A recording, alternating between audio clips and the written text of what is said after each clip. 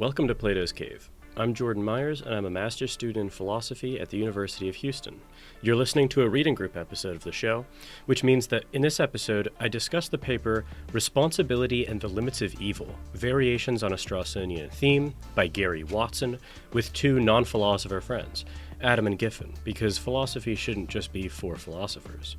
So this is the fifth episode in the Free Will and Moral Responsibility series, and this is a wonderful paper by, as I said, Gary Watson. It was written in 1987, and this paper is an investigation into exactly what the title implies, the limits of evil, specifically from P.F. Strawson's view, which we discussed in the last episode. So I loved this paper. It's one of my favorites of all time in the responsibility debate, and this paper really gets us to question how we reactively or objectively view evil people or wrongdoers in our lives. And so that's exactly what we discuss. And I hope that you find it interesting as well. I know that I certainly did. So with that introduction, please enjoy this discussion of Gary Watson's work. So the paper that we're going over is called Responsibility and the Limits of Evil, Variations on a Strawsonian Theme. So just 30,000 foot view to see if I understand it correctly. I take Watson in this paper to be expressing, I think he says this explicitly, some sympathies with Strawson's, what he calls expressivist view of moral responsibility and the reactive attitudes. But he seems to be critiquing Strawson in a way that is, I think, similar, but perhaps different also from the way that we, and maybe specifically I, critiqued him at the end of last episode, right? Because I was making the assertion that Strawson is precluding the relevance of determinism, but then trotting out these exemptions that I thought smacked of clearly at least deterministic variables. And Watson seems, now I know Watson is a certain type of compatibilist, but he seems to, instead of critiquing Strawson in the way that I did, he seems to critique him in this sort of like moral community, moral address sense. Is that how you guys understand the general view of the paper as well? Yeah, but I also think that he also critiques Strawson in a similar way that you did as well. I think like he introduces the concepts of like, just like environment and consequences and how those actually kind of they kind of are taken into account when we allow for what was it, the second plea of Strawson. Yeah, that was at the very end, right? Yes. Okay. Yes. Okay. So that's something that he also kind of introduces and kind of expounds upon as well. That Don't we sort of inevitably do that? I'm interested to get to that because I have some questions along the way. I don't know. I clearly agree with this in a large sense, but I want to kind of refine and figure out exactly how much and where I agree with this and where I might not. Sure. Okay, so he has some. I really like the introduction. Actually, I was joking around with Giffin a couple of days ago that like he explains Strawson better than Strawson explains Strawson, with like the freedom and resentment. I'll just read a few quotes from the introduction. He says, "This is how he starts the paper." Regarding people as responsible agents is evidently not just a matter of belief. So regarding them means something in practice. It is shown in an embrace or a thank you, in an act of reprisal or obscene gesture, in a feeling of resentment or sense of obligation, in an apology or demand for an apology. To regard people as responsible agents is to be ready to treat them in certain ways. Now, I love that kind of summary of the reactive attitudes, or at least that's kind of how they're brought in. So far, I agree with that because I would say like there's no objective or ultimate moral responsibility, but yes, we fall into these attributions towards people. He also has a nice summary of Strawson later down in the next paragraph. He says, Whereas traditional views have taken these attitudes to be secondary to seeing others as responsible, to be practical corollaries or emotional side effects of some independently comprehensible belief in responsibility, Strawson's radical claim is that these reactive attitudes are constitutive of moral responsibility. That's a great way of summarizing him, I think. And Yeah, he says, this line "Oh, specifically, I was amazed at yeah." like Strawson, for God's sake, just say that. It's a great way to summarize I fear that. Strawson himself would think it was over intellectualizing Hmm. his work. I might steal that and I might quote that sentence summarizing Strawson in my writing sample because that just puts it perfectly. It really does. I might say this is how Watson understands him, which I think is right. But he says he kind of lays out his aim in the paper. He says in the last paragraph of that column, here my aim is not to defend it, being the Strawsonian view, as superior to its alternatives, but to do something more preliminary. A comparative assessment is not possible without a better grasp of what Strawson's theory is. As Strawson presents it, the theory is incomplete in important respects. I agree with all of that, and that's what I said. I'm kind of interested in fleshing out with you guys. Now, in the next section, I found it interesting that Watson. I don't have the quote because it was kind of over several paragraphs. I think the first two. It seemed like Strawson was seeing the compatibilist as a consequentialist, and I was surprised by that because I don't think that compatibilists have a monopoly on consequentialism. Like you could be a Galen Strawson skeptic about responsibility and still endorse a consequentialist view of it. Like that's what I would say I fall into. You know what I mean? So I was surprised that he categorized he referred to compatibilists as consequentialists about it.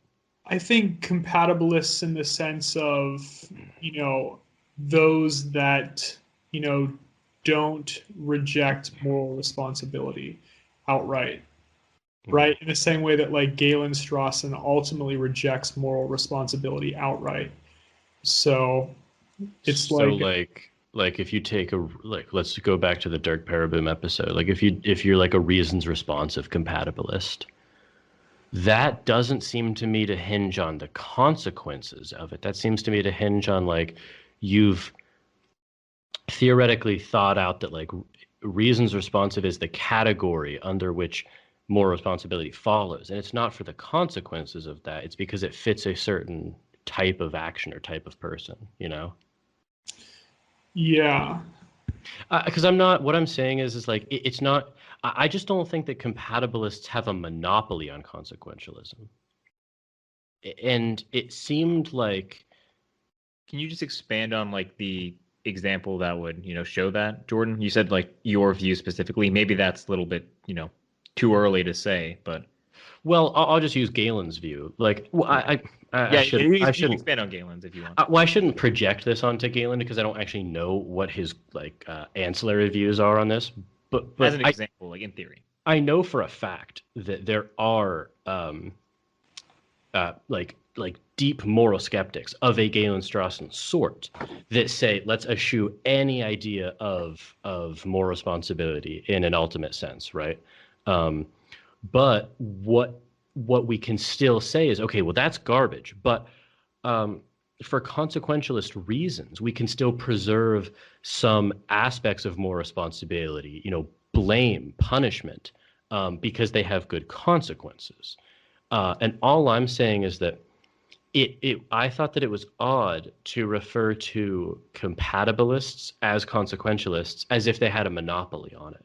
No, okay. Maybe I was reading him. I think that was a pretty good explanation, actually. I got that vibe. I didn't understand what your claim you were making earlier because it did seem kind of odd. Because a lot of the tension here seems to be kind of under that false assumption. It's if we kind of get rid, maybe I misread it a little bit. You can clarify, but it was how do we address the fact that we have these kind of human interpersonal relationships that kind of structure the way we treat people, in good or bad ways. How do we have that with like, but also to have like be skeptical of moral responsibility.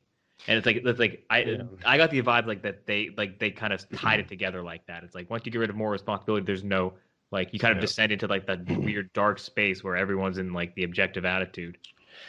It's possible that I'm either misreading Strawson's characterization of the debate, or it's that I misunderstood the characterization of the debate previously, and Watson is representing it accurately. But I just thought that it's very, in my mind at least, it's clear that there's not a compatibilist monopoly on consequential. I don't think too much of the paper hinges on that, but that was just a note that I had. Yeah, I mean, I honestly like it wouldn't surprise me if neither Strawson, well, I mean, I have to say Strawson in this case. I wouldn't be surprised if he just like really thought, you know, it was the thing you're proposing where you have like this kind of, you know, yeah, Strawson for sure doesn't. Yeah, I guess I can't say about it. Yeah, like Watson or Galen, but like, I don't know. I mean, to them, I think just like maybe it's the time period or just kind of like you know the forces that they were able to like you know muster to imagine. Just they really saw as like, well, if you kind of take away this moral responsibility aspect, like you like there is no other reason. You know, if you take away the ultimate moral responsibility, is there a reason to like preserve these like structures that we have? Because like they focus so much on it. I don't know. Maybe I'm like at the wrong angle here. Because we got to remember though that like Strawson is a very specific type of compatibilist. Like he doesn't fall under the kind of quintessential. He's not a character-based account. He's not a reasons responsive account. He's not a moral reasons responsive account. And I always forget the fourth one. Adam, help me with that. It's Oh wait, which one did you name there? Second order. I was thinking about something else, but I'm sure that I can find it quicker than it would take me to rename it. Second order. Yeah, thank you. The one-to-one, the Frankfurt one. Oh, I'm sorry. I tuned you guys out. You didn't say that, Giffin? No, I did say that. Jordan was like, Adam says it, and Jordan's like, quite. I just tuned you guys out. No, I get it. Don't hold reactive attitudes toward me, Giffin. Of course not. Only the objective. I beg ever the objective. Yeah.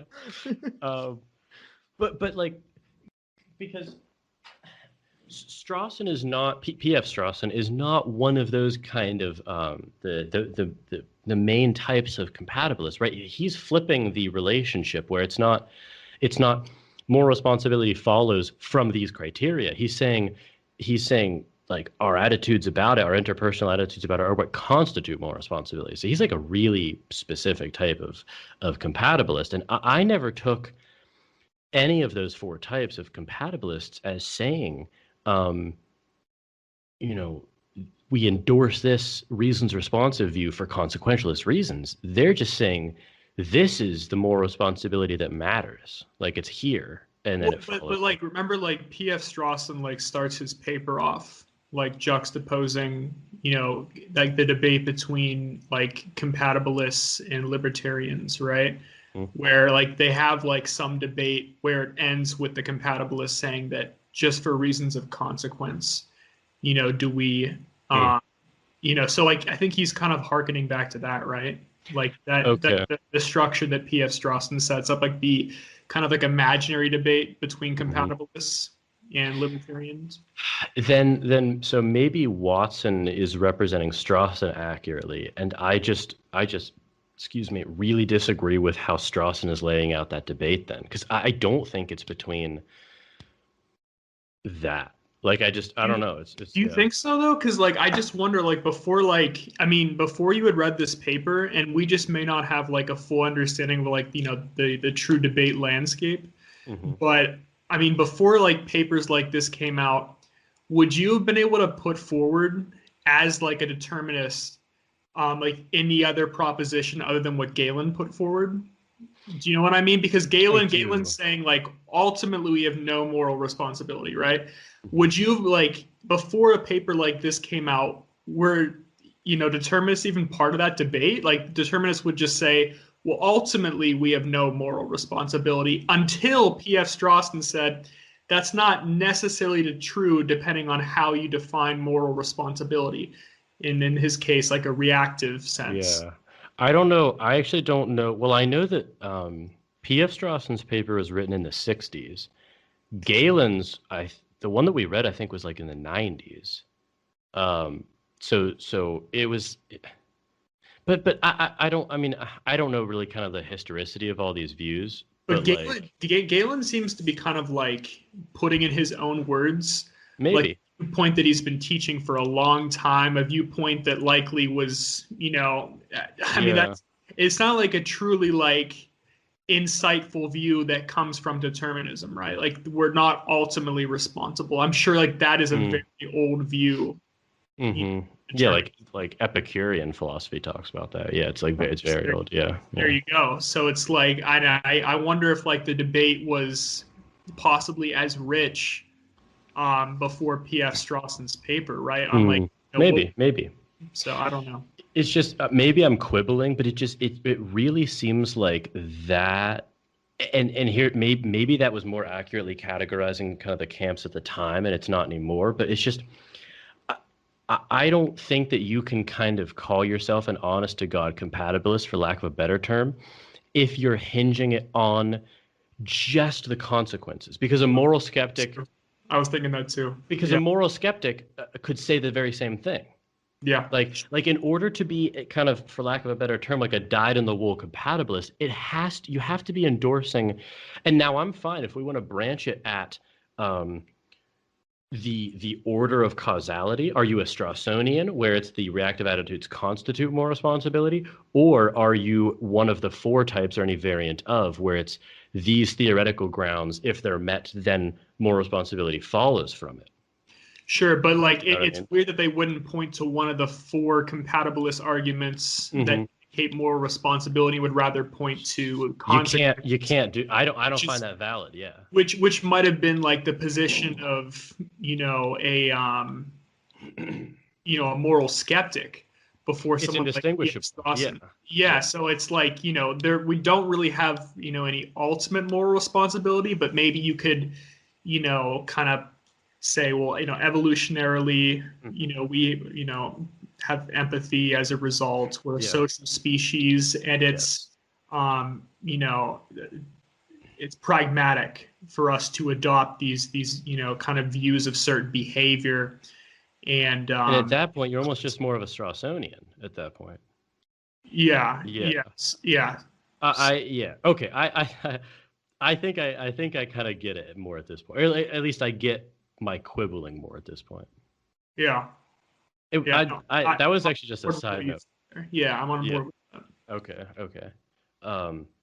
I maybe might be disappointed with the listeners. I don't think actually that much of the paper hinges on that distinction, but I just kind of wanted to make it relevant.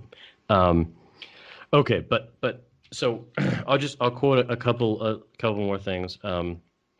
Second column, he says, in Strawson's view, there is no such independent notion of responsibility that explains the propriety of the reactive attitudes.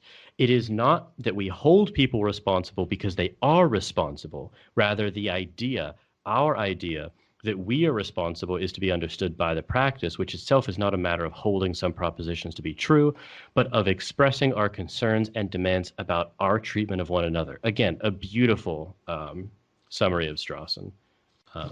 Really, I mean, we could have just, instead of reading Freedom and Resentment, we could have just read like the first couple paragraphs of this.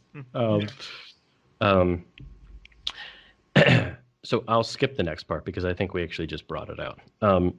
So in the next section, it's called Excusing and Exempting. I had a few questions about this. Well, first, I have a quote in the first paragraph. He says that Strawson is anxious to insist that these attitudes have no rationale, that they neither require nor permit a rational justification of some general sort. Nevertheless, Strawson has a good deal to say about the particular perceptions that elicit and inhibit them. Now, that's true, and I don't know about you guys, but I suspect that Strawson's kind of reneging of his claim to like over intellectualizing these issues, I think he kind of regresses on that because I like I do actually think that like the concern that I brought up is a legitimate one. It's like you can't just kind of say that we can ask questions and try to like systematize more rigorously these things. It's just you can't have that. Like clearly some cases strike us as uh you know just warranting certain reactive attitudes, and some cases just strike us as warranting the objective attitudes. But like I feel like the practice should be more scrupulous than that, you know? And I feel like Strawson feels that too, too, and that's why he kind of backs away from it, like he hedges. Yeah, and honestly, I don't even know where to go with this one because there's so much we can say. Kind of like we get into it further in the paper, because I think there's even a bigger critique than that. It's not just rational justification. It also boils down to how you ultimately view. Uh-oh. What was on your? Repeat. It's ultimately how you view. It's ultimately how you view like the free will debate as well. Yeah. So, whether you like kind of adopt determinism or libertarianism, and I think Watson does. If he doesn't say it directly, he at least points at some very interesting ideas. So what I've heard, and I'm not familiar with the rest of Watson's work, is that Watson is a compatibilist of a certain type. I'm not sure exactly what type, but this is his most incompatibilist sounding paper from what I've read. So that might be interesting. Yeah. But I think as we've kind of seen though at this point, like through like our readings, like to be a compatibilist is not really to endorse free will in the sense that anyone would, necessarily. It's not contra-causal free will. Yeah. Yeah, and I we'll get into this at the end because I'm confused about to what degree he is a compatibilist or not. But Giffin, well, I think was it you or Adam who mentioned the two different types of pleas? I was going to let you guys introduce those. It goes Adam. Maybe it was Adam. Yeah. So I already have the quotes actually. I won't force you guys to do it. So I was gonna say he focuses mostly on type 2. I forget type 1. He does. What's type 1? Type 1 is simple, and these are different pleas that Strawson makes. The first type, I'm just quoting Watson here. He says one type of plea is exemplified by the aforementioned reasons for inhibiting sentiments. This type of plea corresponds to a standardly acknowledging excusing conditions. So this is really pragmatic. This is like, you would never blame someone for being late if there was an accident that caused a traffic jam. Like they can't just move through the traffic jam. Like it's really pragmatic, and that's, and I think Watson was right not to spend a lot of time on that because that almost, for those, the libertarian, the compatibilist, and the moral skeptic may align on many of those, right? It's like libertarian, yeah, sure, you can have a contra-causal soul, but like unless you can levitate your car and just like no one's gonna blame you for that. It's just like those are kind of, it is what it is. But then there's the second type of plea, and Watson says these correspond roughly to standard exempting conditions. They show that the agent temporarily or permanently, globally or locally, is approximately exempted from the basic demand in the first place. Strawson's examples are being psychotic, being a child, being under great strain, being hypnotized, being a sociopath, and being unfortunate in formative circumstances. Now, my retort is, how are these not deterministic? But we've already discussed that. And I think it seems like Watson moves towards agreeing with me towards the end of the paper. But we'll see. Well, rather, I agree with Watson at the end of the paper. But the next thing that I was going to move to was the next section called blaming and finding fault. And obviously, if I'm skimming over like any questions you guys had, stop me. But he calls the Strawsonian view an expressive theory of responsibility, which I really like the name for that. And just to clarify it again, he says in a Strawsonian view, blaming is not merely a fault-finding appraisal, which could be made from a detached and austerely objective standpoint, but a range of responses to the agent on the basis of such appraisals. Again, a nice summary. But now he turns and he has this section called some critical questions. Now, He says, I now turn to certain hard questions for the expressivist theory. It accounts nicely for excusing conditions, pleas of type 1. Yes. But exactly, or even roughly, what is its account of type 2 pleas? I think that this is the critical question. Like, I agree with Watson for sure. And he says a child can be malicious, a psychotic can be hostile, a sociopath indifferent, a person under great strain can be rude, a woman or man unfortunate in formative circumstances can be cruel. Evidently, reactive attitudes are sensitive not only to the quality of others' wills, but depend as well upon the background of beliefs about the objects of those attitudes. Now, this is where I had a question that I'm curious how you guys understood this. He says at the second to last paragraph of this section, he says, following Strawson's idea that type 2 pleas inhibit reactive attitudes by inhibiting the basic demand, I propose to construe the exempting conditions as indications of the constraints on intelligible moral demand, or put another way, of the constraints on moral address. Now, okay, clarify for me, have I missed, have we spelled out explicitly what the basic demand is? Have I missed that?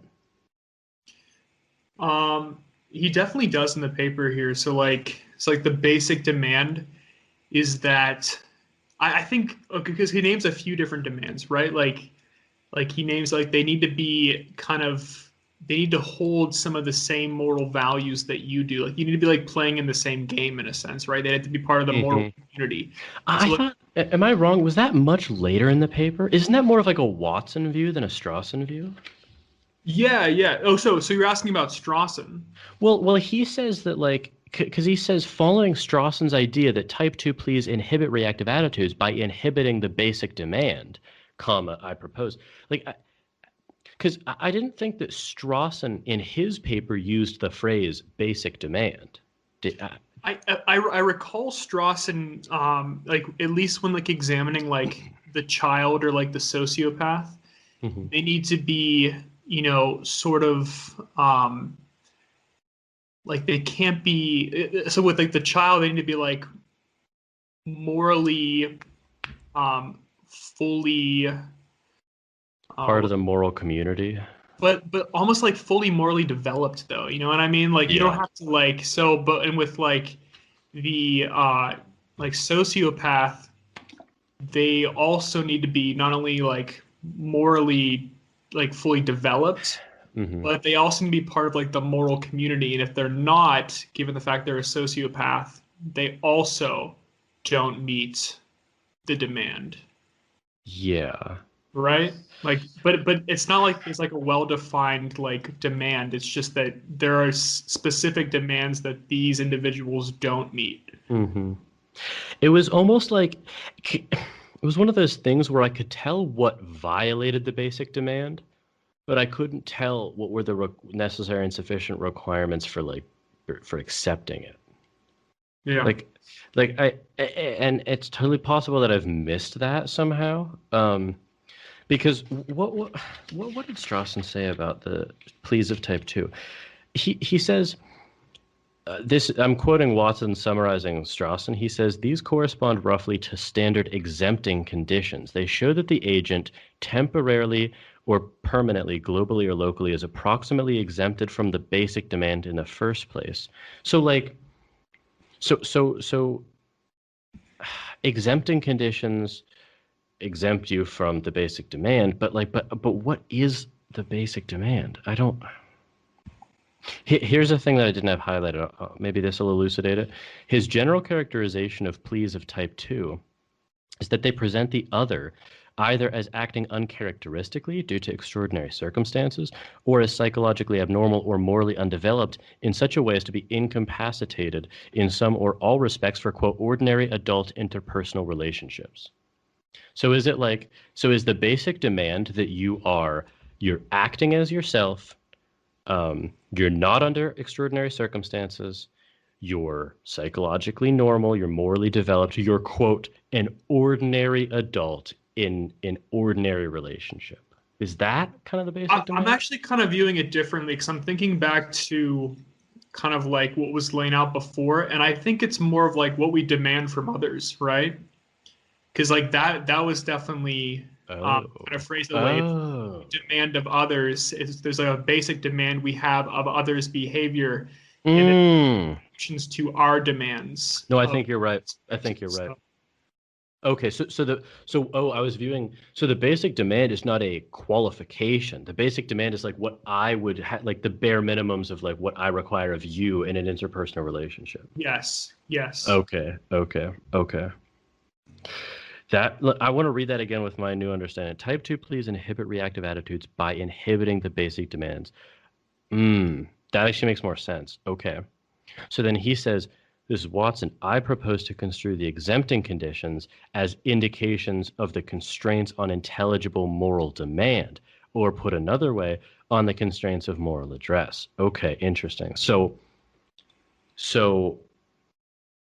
interesting. So is Watson flipping the script here? So Strawson is saying like, Strawson says that when you take the objective attitude, it is constituted by your lack of basic demand. But then it seems like Watson is saying he proposes to construe the exempting conditions as when you're not open to intelligible moral demand or moral address. So is he then kind of shifting to something kind of similar to like a moral reasons responsive case? Of compatibilism? I wouldn't go that far with it.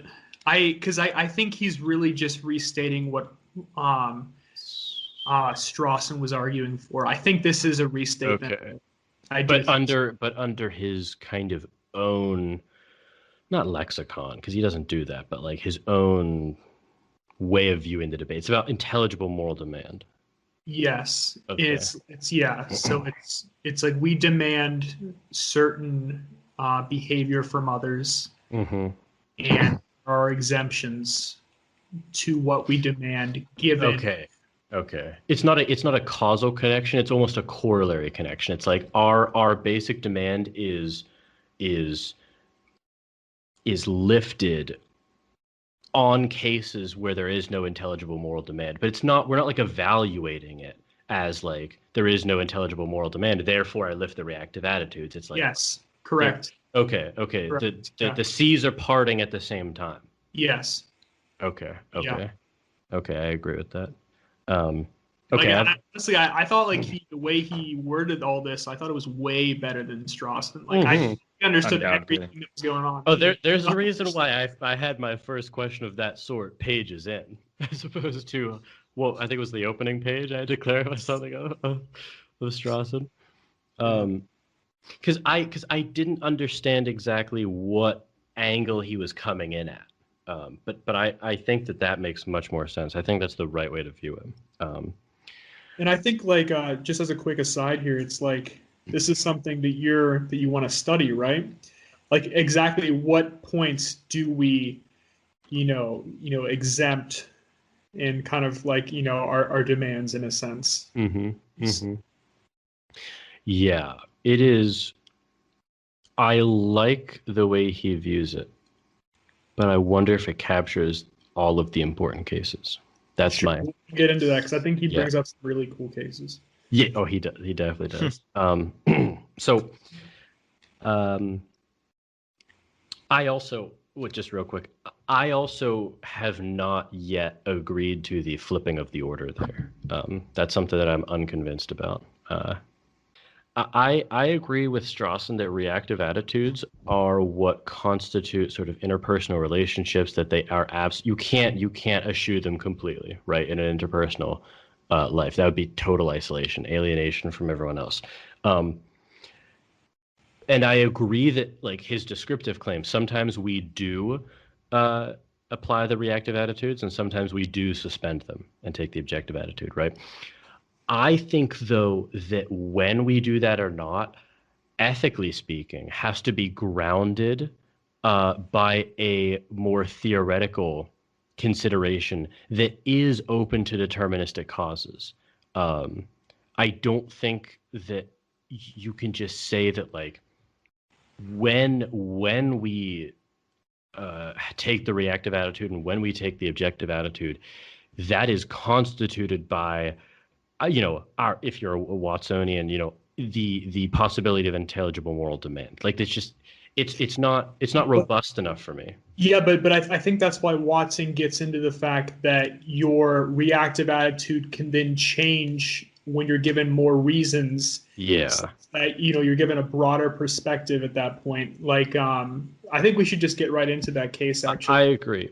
I have a question. I think this will illustrate it. This for me did it for me. So. Okay. But what I think we should too. But what I'm saying is that to me seems like exactly what I just said, where it's like the influx of deterministic information changes your reactive attitudes. And I think that I'm not making a descriptive claim about what we do. I'm making like a normative claim about what we should do. I just think that those should be, and obviously we can't comply like 100% with this, but like those should be grounded in kind of deeper ethical considerations of like, when is it actually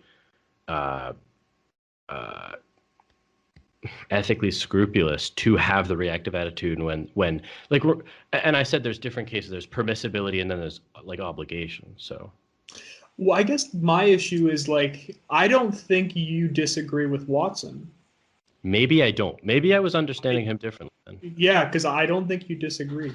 So. Well, okay, let's see. Maybe I don't. Maybe I accidentally read him in the parts where he was summarizing Strawson as those being endorsing of his views. But okay, anyway. I had a real quick question before we get into the zero. Wait, hold on. Mentions fully a lot. What is the connection with zero qualifier? You know what? No, because he answers it. So I had in the next section, he says that children are gradually becoming responsible agents, but in virtue of what are they potentially and increasingly these things? A plausible partial answer to this question is moral understanding. But then he goes on and he repeats the same phrase twice. He says, they do not yet fully grasp the moral concepts in such a way that they can fully engage in moral communication. And he mentioned fully twice.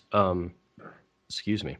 And I had the question of what's a condition with zero qualification to the moral community under Watson's view. But I think he actually gives us a case with with the Robert Harris. Okay. I had one more question. I have one more note. What would Watson do with people who would be in the moral community and would be open to intelligible moral demand, but for them being in a situation that sort of precludes reactive attitudes generally? So just to clarify, before we hop back into this here, mm-hmm.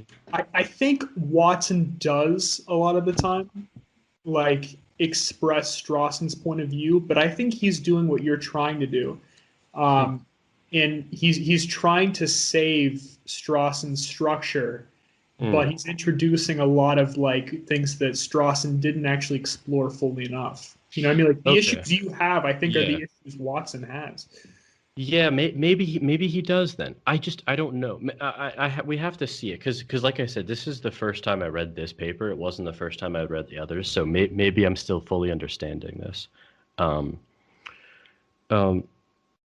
So I'll just repeat the question for Giffin. So my question is like understanding Watson, like what would he do with people who would be in the moral community or would be open to moral address, but for the fact that they are in a situation that kind of precludes reactive attitudes generally. So for instance, like I actually thought of this question when I was in a store. I was in like just Home Depot, and there was someone at the help desk, and I asked them like, hey, do you have this item? And they just showed me where it was. And it was like that person, let's assume, is open to moral address, right?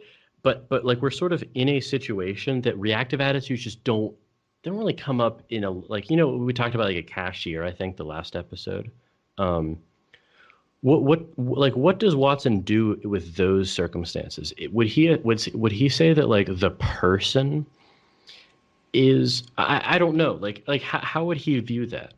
Well, I just like for clarification, did you, show any signs of like approval or any sort of gratitude, toward the person for leading you, or was it just like viewing them totally in the objective and like you are something to be managed in this case, you are to lead me to, or did you show some That's a sign dark view of like the objective attitude, but like Well, it would be to show any sign of, or have any real feeling of like, thank you. You know what I mean? Like even for you, like that feeling yeah. to emerge, like did that occur or did you view them? Well, I thanked like her obviously, but maybe Nothing on the maybe inside though. well, no, it's like well, but to be fair, that's like it's not like as deep as like thank you. Do you? But it's like I mean, like thanks. Non-zero appreciation, I think, is kind of like the threshold here. Yeah, maybe that was a bad example then. Like I don't know. I mean, Because I mean, maybe I'm like wrong, but I kind of like you asked like what Watson would say about it, and I would like, mhm. I mean, we have to kind of just define like both like how you felt and how you behaved like during this encounter because it's like Yeah, that those are the factors that are kind of important here. I mean, that's fair. I mean, he made it say like without the further information, like there's two agents who are members of the moral community, assumedly. Let's assume that. Yeah. Yeah, I mean, Yeah. not you, but like the other person, But right? what I'm saying is though is like I don't know because it's like I'm thinking about a case where both parties would be in the moral community, Mhm. but they're just in a situation where they both take the objective attitude towards each other. And it's not for negative reasons. It's not like, you have to manage this person. It's just the situation doesn't constitute like the reactive attitudes being present. Like, you know what I mean? I mean, Just, I think a reactive attitude might be there, just very, very, very Hmm. dull.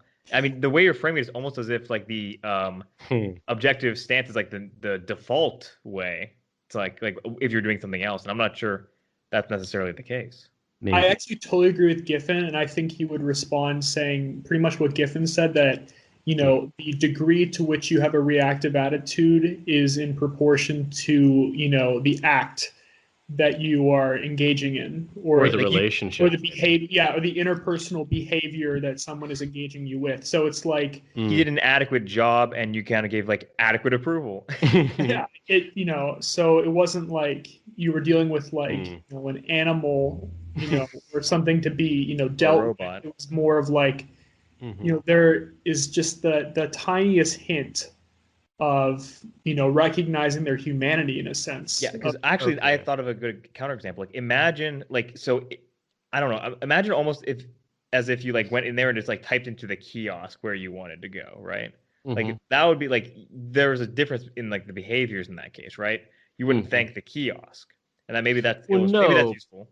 Yeah, actually it is because it's like it's clearly not. But I don't know if that's. So actually, that's a good kind of counterexample, Giffen. I don't know what to make of that because I'm not really sure what Watson would say of another case where I might suspend the reactive attitudes, but not because I think this person doesn't have like a capacity for intelligible moral demand, but just because you can't do that in life all the time. Do you know what I mean? Like, Maybe you're like super busy and stretched or something. It's like you need to get this item from Home Depot, and yeah, like, is that what you're kind of imagining? but like, let me try to think of a better example. Like maybe, Well, here's like another perspective on it. Sure. Maybe you are engaging in the reactive attitude, but there's just nothing to react to, right? So there's what I just no mean, content. yeah, what I mean by that is like, what if like, someone was like bagging your groceries, right? Like you're not giving them a second thought, but then like you pick up a bag and they slap it at you. Like, you know what I mean? Like Yeah. you haven't like you don't like suddenly like switch from like, the objective to the reactive. It's more so that you You're had in nothing neither. to react to, and suddenly they gave you something to react to. So you're in you might even say you're in the reactive mindset because that's the more default one when you're dealing with people, but nothing has either positively or negatively engaged that mindset yet Yeah. for any of the specific reactive attitudes to emerge. Sure. So maybe that, you could be essentially at zero, but like your default is like you're going to react to someone, like, what someone does with you. Even if it's like, maybe it's, it's part of, add like some sort of quantitative element to this, like, is it greater than zero? Is it zero? It doesn't really matter. But I think that's like the default mindset is that, you're going to react to things people do in, Yeah. Well, so so let me ask another question then. How would Watson view so let's say I get an email. Let's not use that because it's less personal, but like let's pretend I'm on like a Zoom call for work or something. Let's pretend. Right? Let's pretend, Giffin, that I'm on like a Zoom call for work or something. And like one coworker is kind of not understanding what I'm saying in a way that is extremely unhelpful to the forward progress of the call, right? And like, reactive attitudes of annoyance, frustration, blame, almost like, come up of like why can't you either get this or just postpone? Like we need to move on in the conversation. Like reactive attitudes come up, but I suspend them, not because I view this person as unable to understand intelligible moral demands, but just because the intricacies of the situation kind of demand that it's just we don't have time to like get into that now. So like I suspend the objective attitude, or I suspend the reactive attitude, and just how can I manage this person to kind of move forward on the call? Honestly, it sounds like you didn't suspend the reactive attitude in this case. Well, no, but I'm saying I did. Like the reactive attitude emerges, and then I suspend it. I take the objective attitudes. You know what I mean? I see. I wonder if you're almost arguing then from consequences, like, Well, that's one example. Yeah. Yeah. Yeah. I mean, like what I'm asking is that case, is that something that Watson would have a problem with? Does that fit into his scheme? I think it does. Okay. I think you're just introducing new, exceptions to your own moral demand. Like you have a demand from Basic demand, the general populace, and like you're just introducing maybe an exception that wasn't brought up by Strawson, right? Like you just introducing a new. Yeah. So it's like whatever you'd call it, like incapable of whatever. Or it'd be like ground. Yeah. I'm actually thinking maybe we're still in the speculative kind of stage here. Maybe he would like kind of view you as being in the wrong in this case. It's like you are kind of behaving in a way that's kind of maybe other people would suspend their reactive attitude towards you if they thought if the moral community thought you were behaving in such a way. But that's okay. Like we don't, but like life doesn't give us, we can't just dive into our reactive attitudes all the time.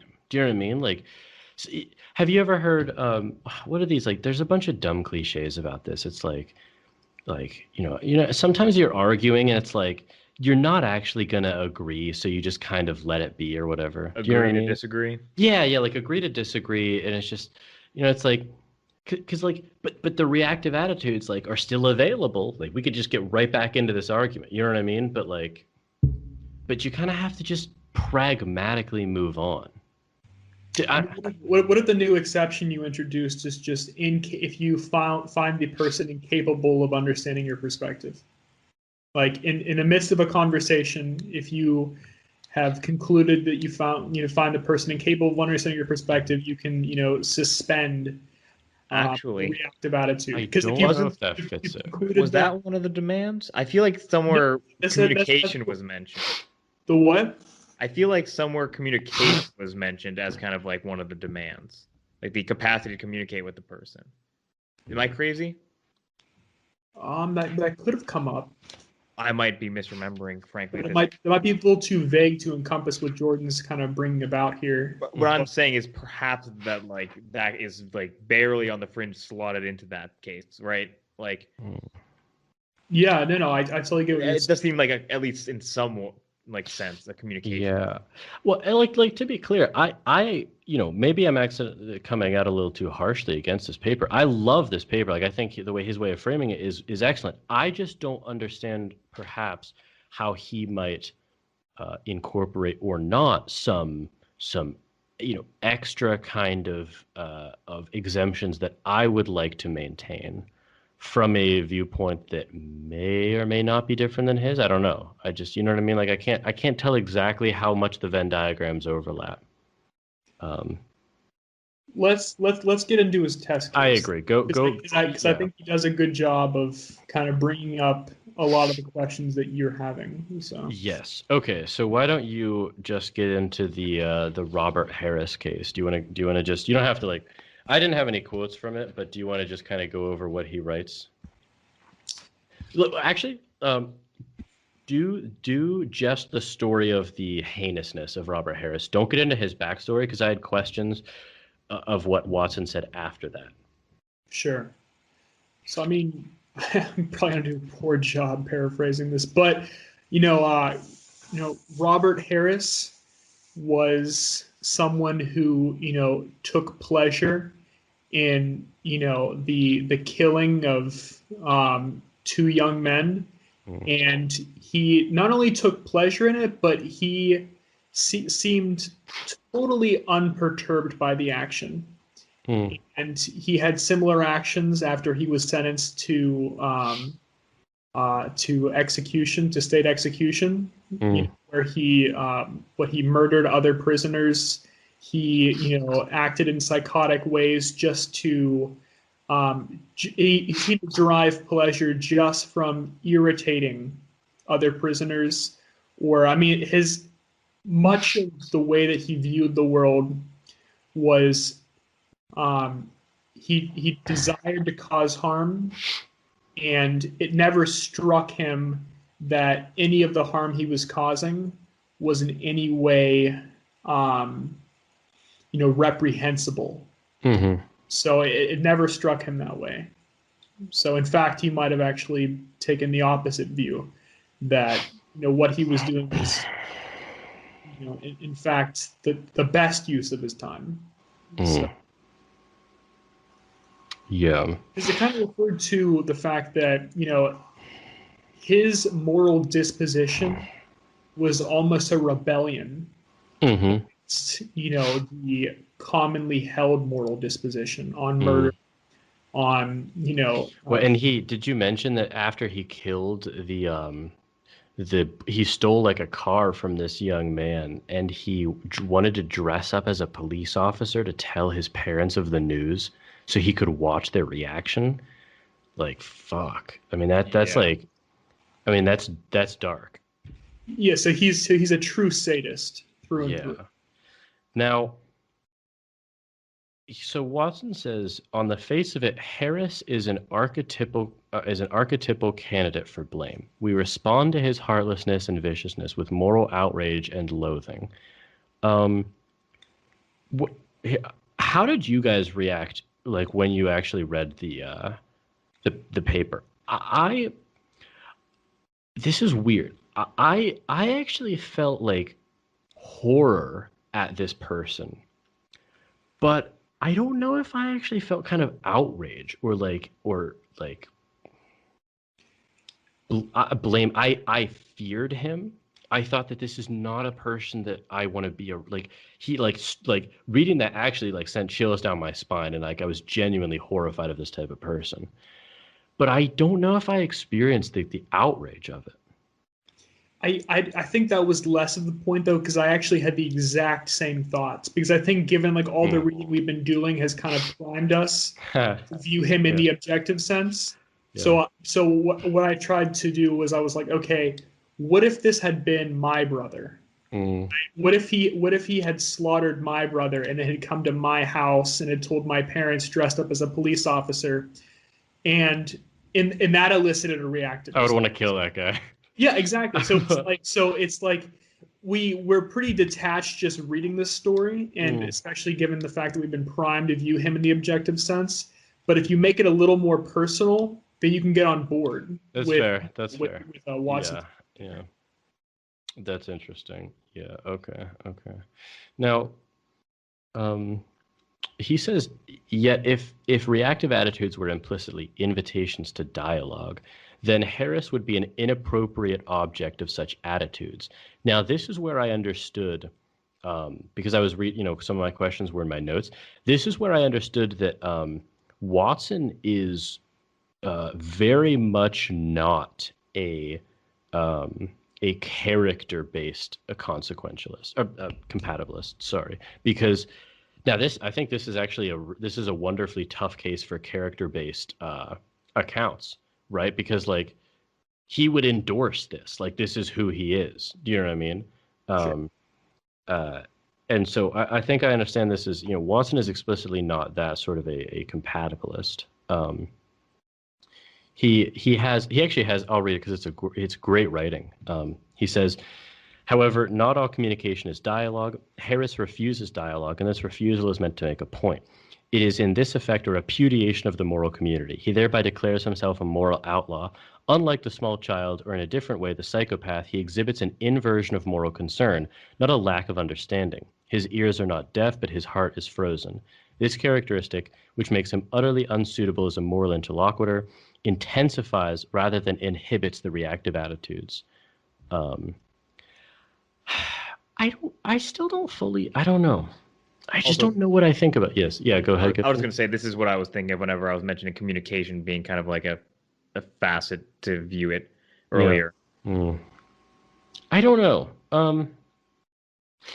Maybe I'm honestly not a good example of like my own intuitions here, because like they've been so primed, I guess, because like I mean we've been doing this series, but like I don't know, I've been interested in this since my senior year, so like maybe my intuitions are kind of betraying me here, but honestly like I just I don't know. Descriptively for me, it's almost like when someone it's almost like imagine kind of a scale of like immorality, you know what I mean? Sure. It's like when someone kind of blips past neutral towards immoral. Yeah, my reactive attitudes are triggered. I'm a normal person in that sense, but I think and maybe this is kind of I don't want to jump the gun, but Watson almost kind of says that like at a certain point, well, at a certain point, maybe given certain conditions, our reactive attitudes are supposed to be diminished, right? But like, I wonder if my threshold for when I cut off the reactive attitude and go to the objective attitude is much lower than most people's, because on an immorality kind of scale specifically. Yeah, specifically, because I think that's obviously the one that we're talking about. Yeah. Just clarifying. Because but here's the thing, though, it's because you're so detached from the case. I mean, like if the people that you cared most about were slaughtered, and then you were in court and the guy was cackling, like he was deriving like just absolute pleasure, and you were just like very upset. He kept turning back and just like he loved to see your pain. Like it was like I would want to kill him with my bare hands. Yeah, the reactive attitude. So in this know. case, you're reading about people from a while ago who you have met. Like I'm sure, like this case, had it been fresh, like I just feel like there have been cases like that, like in our time, like what was the woman's name who drowned her child in the car, and then she just drove her car into the water, and the kid like literally spent like last minutes alive, like drowning. Yeah. So, I mean, pretty bad person. Like it. Mm-hmm. The reactive response is, I think, the default when you hear stuff like that. It is. Maybe, yeah. Maybe we'll move on. I just don't know fully what I think about this. Okay, talk about the roots of evil then. Let's see. So this is where kind of Watson pulls back the curtain a bit on Robert Harris's upbringing. So like I can't remember what it was, but like he goes into detail about like it was like it starts off fucking brutally. I mean, Robert Harris was like kicked in the stomach, like while he was still in his mother's womb. I mean, like his father, kicked his mother in the stomach, and like At that 6.5 months. and that induced pregnant. labor. I mean, it was like Jesus Christ. And then, I mean, he was raised. He was like brutally beaten.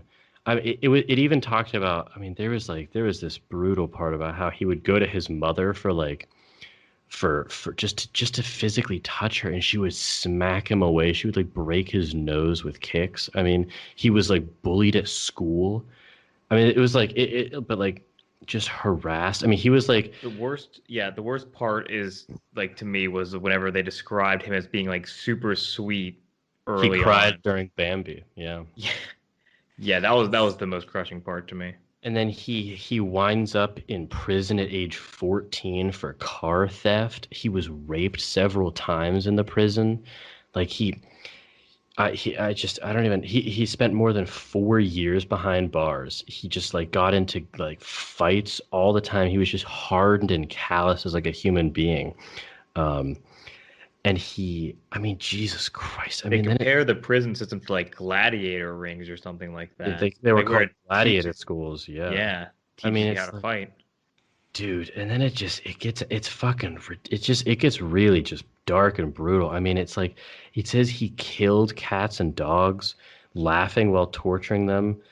Like he stabbed a prize pig over 1,000 times. Like this dude was just, his mind was lost. Like he was like a shell of a human being at this point. And yeah, I don't know. It's like so you know, Watson says, it's like, I mean, you just read it, it's just like, Jesus Christ. Like, it's just like kind of a roller coaster when you're reading this paper. And, you know, Watson says, no doubt this history gives pause to the reactive attitudes. Why does it do so? He says, no wonder Harris is as he is, we think. What is the relevance of this, though? Now, it's clear to me that, like, we just read an emotionally charged account of Harris's determination, like the deterministic factors, um, and so Watson says to be homicidally hateful and callous in Harris's ways to lack moral concern. And to lack moral concern is to be incapacitated for moral community. However, to exempt Harris on these grounds is problematic, for then everyone who is evil in Harris's way will be exempt, independently of facts about their background. Now, this is where I know I disagree with Harris. Or Watson. So. That's an unfortunate mislip. I take it that this is that sentence that I just read is supposed to be a reductio ad absurdum for Watson. Like, but this is true for Harris, but this can't be true for everyone, because the reductio ad absurdum is then we would view everyone who is evil in this way as exempt, even if we don't know about this, any details of their background as we do. Right. But I actually view that as exactly the correct conclusion. Like that is actually right. Like, I 100% agree. Because what is true for sure is that no matter what the actual details are of this evil, it is true that, and I think Watson says this somewhere on later in the paper, if I were them, I would be them. Like if I had, he doesn't phrase it like that, but if I had, let's talk about this specifically. Maybe it's the next. I don't know where I have it. Here it is. So he says, A plea of this kind is, on the other hand, grist for incompatibilists' mill, for they will insist on an essential historical dimension to this concept of responsibility. Harris's history reveals him to be an inevitable product of his formative circumstances, and seeing him as a product is inconsistent with seeing him as a responsible agent. If his cruel attitudes and conduct are the inevitable result of his circumstances, then he is not responsible for them, unless he was responsible for those circumstances. It is this instance, however, an incompatibilist diagnosis seems doubtful. The force of the example does not depend on a belief in the inevitability of the upshot. Nothing in the story supports such a belief. The thought is not "it had to be," but again, no wonder. Oh, here it is. It's in the next section. The fact that Harris's cruelty is an intelligible response to his circumstances gives a foothold not only for sympathy, but for the thought that if I had been subjected to such circumstances, I might well have become as vile. Now, that is exactly why I disagree with his reductio ad absurdum, is because, he paints this, vivid, like it's excruciating to read example. And he, I think, rightly admits that, like, if I had been literally kicked out of the womb at 6.5 months and I was, just beaten brutally and like raped in prison and just, all the things we just discussed, if all those things had happened to me, I'd be fucked up too. You know what I mean? Like there's, and so that's true. I don't think anyone, maybe some sort of contra-causal libertarian could object to that. Like your will can overcome those things. They do in the end. That he gives that opinion. I find that to be just I don't know what to do with that. That's just preposterous. I mean, in some sense. Well, maybe Jordan finish your thought. Well, sorry, I was rambling, but just to make it concise, the details of that case is horrific. But if the details were different, but yet still, because all of the details will be either deterministic or random, the same sentiment is true, that if I had those specific details, I would have been different in a morally correct way. And those details are always true. So I kind of do view all evil people as just as not morally responsible as Robert Harris because of that fact. Right?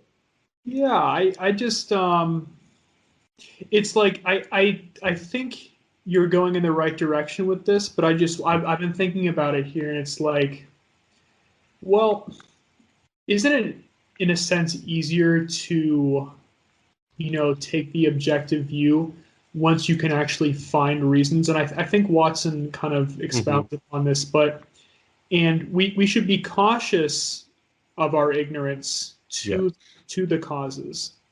But ultimately the causes, once we know about them, then we're able to then apply like the objective view at that point. So it's easy to kind of view Harris's life and then apply the objective view. But say you want to use Charles Whitman as an example? Is that where you're going? No, I was just thinking of someone that grew up in the moral community. Yeah, Charles Whitman. So, like, do you know the story of him? Wasn't that the guy with the tumor, though? Yeah. So he didn't have, like, unfortunate formative circumstances. He just randomly developed a tumor that was pressing on his amygdala and glioblastoma that he just initiated. Like, he even wrote, like, I don't feel like myself. Like, I think he either beat or killed his girlfriend and, like, mother or something, and then... I think it was mother. I think he said in advance, like, I feel like I'm going to do something bad. And he asked people to do an autopsy on his brain, and he went up to... This was at Texas A&M. He went up to the clock tower and shot some number of people. So that's not, the case that Watson trots out of bad circumstances. It is literally randomness. Like, it's not even deterministic causes. But I think the example I was going for, though, because like the thing is, it's not about the unambiguous case, because you point to more of a case where we can actually point to something. And right? go poor Like, him. Yeah. yeah, like, okay, poor Harris Hmm. with Yeah. poor, Imagine. poor Charles Whitman, or like with the tumor. But the point is someone who there doesn't seem to be anything wrong with their life. Hmm. Like maybe they grew up in like a very stable home with Yeah, loving they do. parents. Yeah. And there was actually a case. Let me see if I can remember all the details correctly. But there was that one girl who grew up in a very stable home. You guys might have seen this case. I'm trying to think where she was from. Might have been Vietnam, but it was in the United States. Okay. Where I don't. Yeah. she hired um, some assassins to come kill her parents because they disapproved of her relationship Wow. with like this kind of disreputable boyfriend, and she had dropped out of college. Hmm. So, and she didn't want her parents to know about that, so she decided Jesus. I'll have them murdered.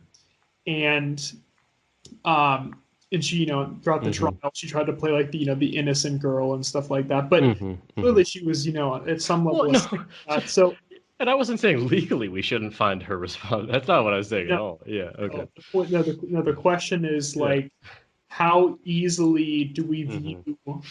someone like that in the objective sense, especially if we're closer Yes. to the like the story itself. Like we're kind of viewing this passively, but how easily? I mean, say like I knew her personally, Hmm. right? And I knew her family, and I was just horrified by what Yeah. happened. You Right? have strong reactive attitudes. But then with her, we find out she has a tumor in her head, and it would Or we cause. find out she has a fucked up childhood. Yeah. Like one of those things. Yeah. Then I almost like instantly like kind of Okay. take the objective point of view. But I the have a point is question. when it's ambiguous, and we have to just talk about it has to be genetics. It has to be genetics, or Here it is what. wasn't the environment. It must have been genetics. It's nature, Sure. right? Or some detail of nurture that's just unknown yet, right? Because Right. that's the whole Sure. point. Yeah. Of course. Yeah. Here's my issue. I think that this is perhaps a almost analogous. Remember we talked about this before. There's a conflation sometimes with fatalism versus determinism. Like you were kind of fated to do something versus you were determined to do it, right? Those are Sure. two different things. I think that is re-emerging here for Strawson's distinction. I don't think that I don't think that it's a robust standpoint to be kind of waiting on the footstep of the objective attitude for a detail to emerge, because there's not like because what we've done is like we've given clear examples, right? But we know for sure in any of you mentioned the Vietnamese girl, whatever did, it's weird to this almost like, I don't mean to speak dualistically, but like whatever did cause her to do that is either just as determined or just as random as what caused Charles Whitman to do what he did or Robert Harris to do what he did. And it doesn't seem like we should kind of be teetering on the edge of the objective attitude for something that just strikes us as relevant to emerge. Do you know what I mean? I know. I trust me. I totally understand you, but I almost feel like you're actually rejecting P.F. Strawson's model in its entirety. To be honest, No, I with don't think I am. I think I'm making a large I'll acceptance. explain why I Yeah. think you are. Okay. Okay. So the thing is, this is all about what we kind of. There is the basic demand, right? Hmm. Like we demand certain behavior, and ultimately our reactions constitute the moral responsibility that we place on others. Hmm. And you're saying that, you know what, actually we should lift those reactions entirely, because the thing is, for these people, because uh, you know honestly, we don't know what caused their behavior. We ultimately Hmm. don't know. But there's no contra-causal free will. It could We have do been know whatever it was determined. whatever it was, Yeah. right? So we should actually suspend, um, you know, our basic demand for all these people. We should. If And you'll I think that's what recall, we're doing. at the top of the conversation, I think I explicitly said that I disagree with Strawson about the causal order of his. Like, I don't think that it might be descriptively true at sort of like a very, well, for lack of a better term, like pre-philosophical level of us, right? Like myself included. Like the default with just people who I judge to be whatever we want to do, like Watson's kind of open to moral demand, right? Is the reactive attitude, because I have no reason to suspend it, right? At first. But I don't think that the grounding of all of this can be as simple as what Strawson puts forth. Like, I don't think moral responsibility is just constituted by reactive attitudes. Like, I think it, like, ethically speaking, ought to be grounded in something deeper. And like that's why I said I think that there is room for an expansive theory of what cases of the objective attitude are permissible, and what cases are obligatory. Now, with the caveat that I think in the permissible cases, you have to acknowledge you are trading off what constitutes interpersonal life for that exemption, like for the taking of the objective attitude. Like that, the permissibility is a kind of a plurality view. Like it could be different for different people in different relationships. The obligatory cases are cases in which I think you have a moral ought to do that, like where it doesn't, like you have to, right? That's because I don't think that you can accept Strawson's grounding and then also think that project that I just laid out is interesting, right? Like that's exactly what Strawson kind of rails against, the over-intellectualizing of it. So I do entirely understand where you're coming from. I just wonder, like, how applicable this is, because it's like, so anything of like real, like any real grievances, like, say like I stopped by, your apartment and then just like literally just blew up your car, right? Yeah. Like in theory, you've got basic demand to be doing that. Like, yeah, but that's a weird case, because it's like, we have obviously a long history, and at first I would have the reactive attitude and be like, what's going on? And like, but what I'm saying is that like I'm fully admitting that like there is a threshold, right, where like the reactive attitude can flip to the objective, and whether or not I did, like, to be honest though, I kind of would be pretty quick to take the objective attitude. Like why on earth would you do that? Do you know what I mean? It's like there's not, I can't imagine a reason that is. Could though, like if I mean, like, all hypothetical, of course, but like say I've been laying this out for days. I mean, like, just say like, I was a secret psychopath or something like that. And I showed up to your home and then murdered your family. You'd be like holy crap, like there was like a basic demand that I had that hasn't been met. Like it actually, in fact, wasn't just met, it was violated. Yes. Yeah, violated entirely. So it's like, in this case, like any feeling of anger or just like disgust, or just, I mean, disgust like about those would like emerge at first. Like, I'm admitting to you that the reactive attitude is the default when it comes to interpersonal relationships. But what I'm saying is that I don't understand how to maintain those.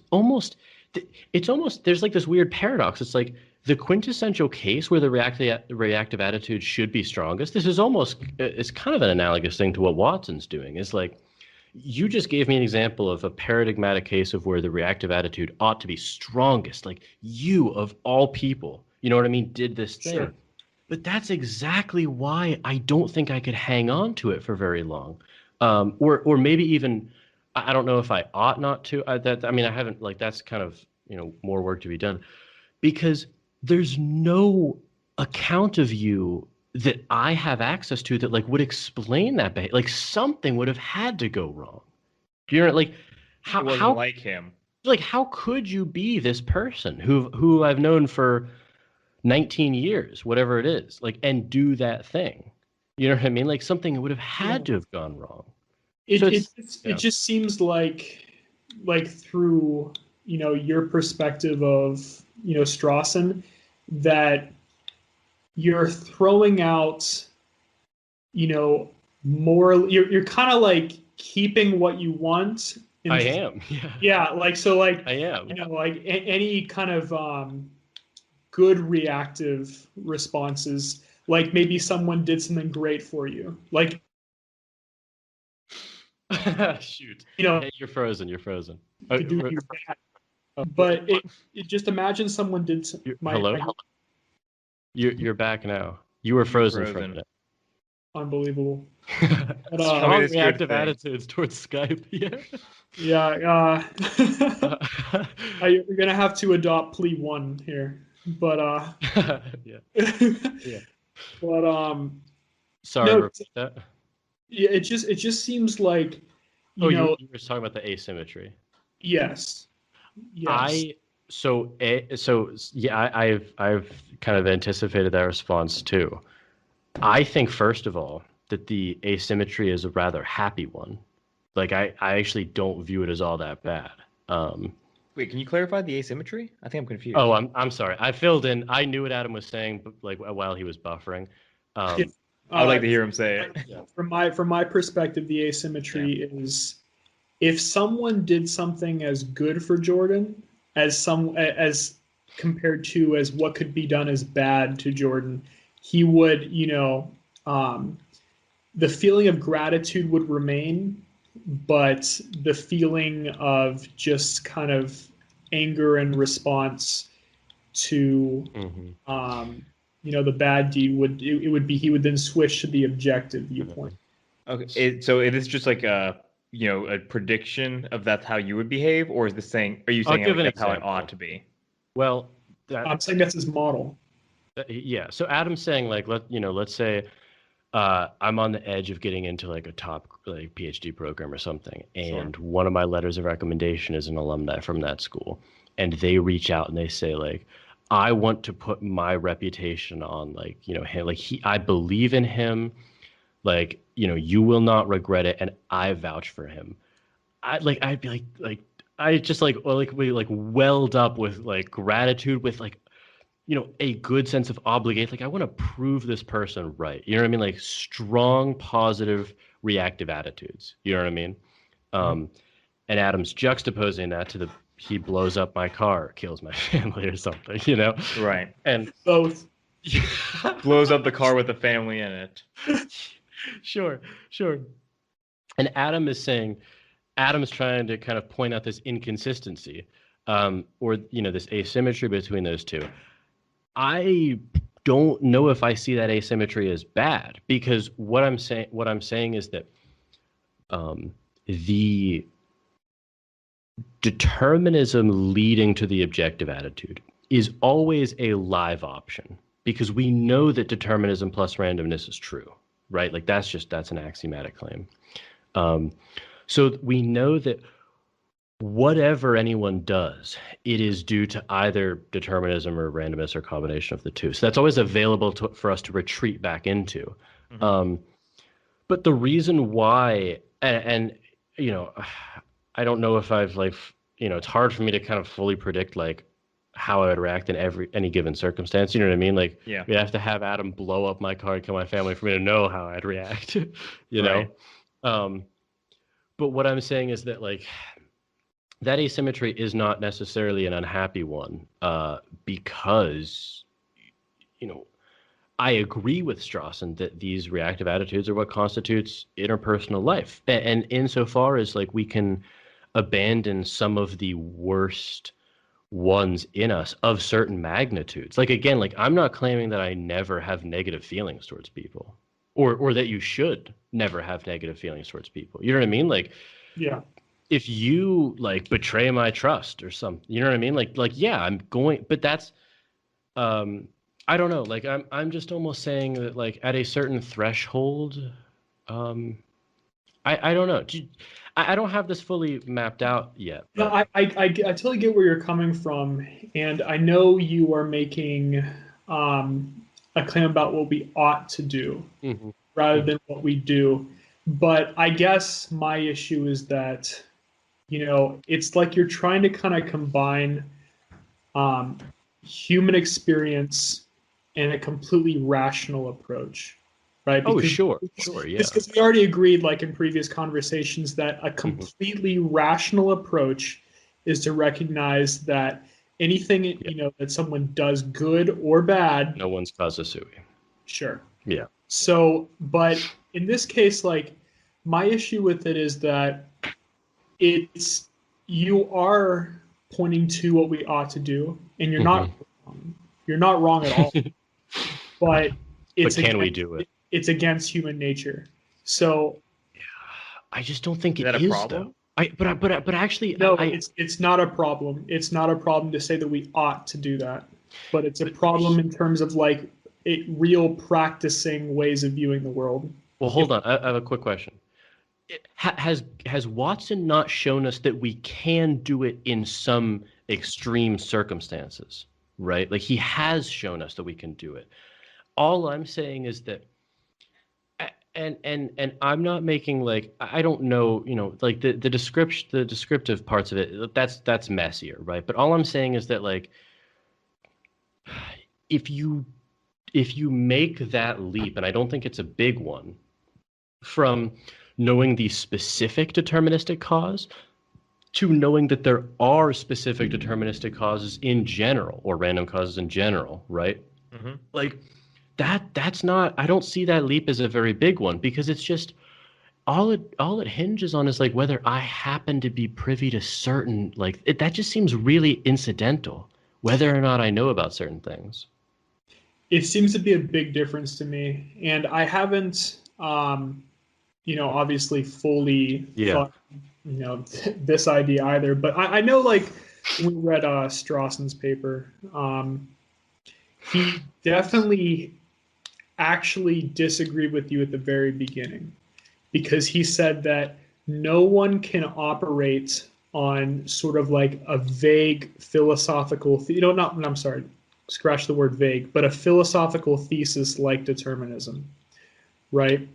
Like Mhm. he did make that claim that can't directly influence, um, you know, How you interpersonal view people. relationships. So you disagreed. You Well, disagreed I with. I experientially know that it can. I'm not saying all the time. I'm not saying I walk around and, like, That's the correct. That's correct. I know that's true. But my point is like, you know, I question whether you could in an example of interpersonal relationships, Mhm. if someone did something horrible to you, whether you could truly take the objective attitude on the knowledge that Mhm. determinism is true. I don't know. All I'm saying is that I haven't. I mean, I don't know, because I haven't been, like, just grievously wronged by Sure. someone like this. You know what I mean? Like, I don't know. All I'm saying is that it is, and I do sometimes. And we are, like, I'm assuming you both do also. Like, you're Sure. not both just living. So, like, I don't know. I am taking what I like from Strawson and abandoning the rest, but I don't think it's in an unprincipled way. Like, I don't think it is in that way, because I'm admitting where he's right, but where I see a logical disconnect between. It's in no way unprincipled, but I question whether it's feasible. That's a fair question. Like I really do question whether it's feasible. Like Yeah, I yeah. actually, because I agreed when you kind of expounded on the asymmetry and said, well, you explained how it's in no way inconsistent, and I agree with that. But I don't know if I agree with that, but maybe I should wait. Yeah, but I really do question whether, and maybe this is just me personally, Mm-hmm. whether on the thesis of determinism, I could make that switch if someone, you know, grieved me so wrongly Mm-hmm. in an interpersonal relationship. Like it's not too hard with someone we don't know, but I think that's the less interesting case. That's That harder, yeah. yeah, it's like Strawson, like it's all about interpersonal relationships, Mm-hmm. moral responsibility we put on others in those relationships, and the reactions we have towards them. Yeah, yeah. Yeah. I don't know. Well, can I say real quick, Giffin? I don't know. I take it that honestly your objection is a case by case basis, and it will be more true for some people than others. Um, I just don't know how much weight that objection holds. Like because it doesn't vitiate my any oughts I'm putting forth. Like you said that yourself, and it's not clear. Like I think this I don't even, this has to be true for all three of us. Like, haven't you actually changed the way you feel? This is almost like what it means to just like have a rational thought. Like, haven't you ever changed the way you feel as a result of just thinking something through? You know what I mean? Um, like, have you ever been on? I don't know. This is a dumb example, but like, it's kind of like you've been on an airplane and you're nervous, and then you actually just think through, like, do I actually have any reason to be nervous here? Like, there's no turbulence, there's no, and that actually can make you feel better. Do you know what I mean? Like, the chances of dying are so slim, like, and that actually makes you feel better. So you could say, because like I just don't know if I accept because never mind. Giffen, what's your question? Well, I mean, I wanted to say two things. Like, I think I'm definitely leaning towards Jordan about the question of like, is it that large of a leap? As you brought up earlier. But the other thing that I would like kind of interjected there while Adam was talking, apologies, was about like the asymmetry in the cases between like the grand good thing versus the grand evil thing. Positive versus negative reactive attitudes. Right. Well, I was just no. I'm sorry. I was right, making sure I understood you. Yeah. Okay. Yeah. I really don't know if I understood like your claims, but did you actually say like it is equally fine? It is not inconsistent to, you know, suspend the objective attitude in the case of like the extreme evil, but like and it's fine. It's not inconsistent to then not do that for the great good, right? That's what you're claiming. I mean, it's inconsistent in one obvious way that it is inconsistent between the two. But I like I don't think with your belief. I don't think it's deeply inconsistent to do that. The point is about like the reasons for suspending the reactive attitude. So George, like I will suspend the reactive attitude in these negative cases on the thesis of determinism, but I won't in like because it actually is part. It's a positive. There's no reason to do it. It's like what if the case is what if one of the cases is there, right? Just in the positive sense. Like I don't think it's like someone has a brain tumor that causes them to help me. Yeah. And it's like this is completely unlike them, and I'm kind of disturbed by this. Like, but then self-destructive generosity. And I'd be like, I'm really grateful that thing happened. I'm kind of just grateful to the universe, but I'm not really. Okay, well, I mean, I guess my question was, it seemed like you would be willing to see like a instance where a case was available, like in both the positive and negative sense, but you were like willing, you would do it in one case and not the other. No, it's not that I would not ever in the other. Like, because like if someone has a brain tumor that just it's a happy accident of the brain tumor versus an unhappy accident. Like, sure, like I'm not. I don't know. So the more knowledge you gain about the causes of it shatters the illusion. Yes, but what I was saying is that's I don't think that's the gotcha that you thought it was. No, it's not a gotcha, but I think actually Giffin's point was better than you thought it was, because I think it's actually a very, very good point that he brought up there, where they're definitely I don't know. I mean, it's I'm not sure that it was. No, Um, you're kind of you're kind of view it this way. It's like okay. you're happy to be ignorant of the causes as long as it is beneficial and it induces positive reactive responses. It's not necessarily ignorant. Well, I guess it's ignorant in one sense, but it's like, I mean, honestly, in a certain sense, sure, because those are what constitute, like, this is where I agree with Strawson, interpersonal relationships. Do you know what I mean? And all I'm saying is that now this is just, like I said, this is like a whole project of when it's permissible versus obligatory for what grounds, like, because you could have different views on different grounds, right? Like Right. that's a whole thing. Um, but what I was saying is that it is it is unambiguously true that that kind of redress to determinism is always available in both the positive and the negative cases, right? But there are benefits and perhaps like deeper moral reasons to following those in the negative reasons than there are in the positive reasons. Okay, so you're inclined towards there being an asymmetry there. Yeah, because I think there's an asymmetry in the consequences for one thing, but other considerations as well, right? Huh. I'm curious what you mean by the consequences in this case. I mean, If do you can you give me an want to example. like sure, sure. I mean, do you want to just be like just really just bitter and spiteful about this one time that someone fucked you over for years and just dwell on like how you want to get revenge on them and like maybe do it and fuck up your life because of that like spite? Or do you just want to like let it go and just take the objective attitude like this just I don't know why they did it, but they did it. And I'm not going to view this person as like someone I need to kind of respond to anymore. Like I'm just going to move on. Like that's a very happy uh, acceptance of the objective attitude in a negative case. But like someone does a great thing for you, like the professor vouches for me at like a school, whatever, right? It's like, sure, I could go into that, but like, what's the reason to, you know? I mean, the consequence is good for you specifically, not for like the system. Well, actually, it kind of is good for the system. Like, Is it? sure, look, what about like negating revenge? Like that just, I mean, what if like his behaviors were like irrational and putting faith in you?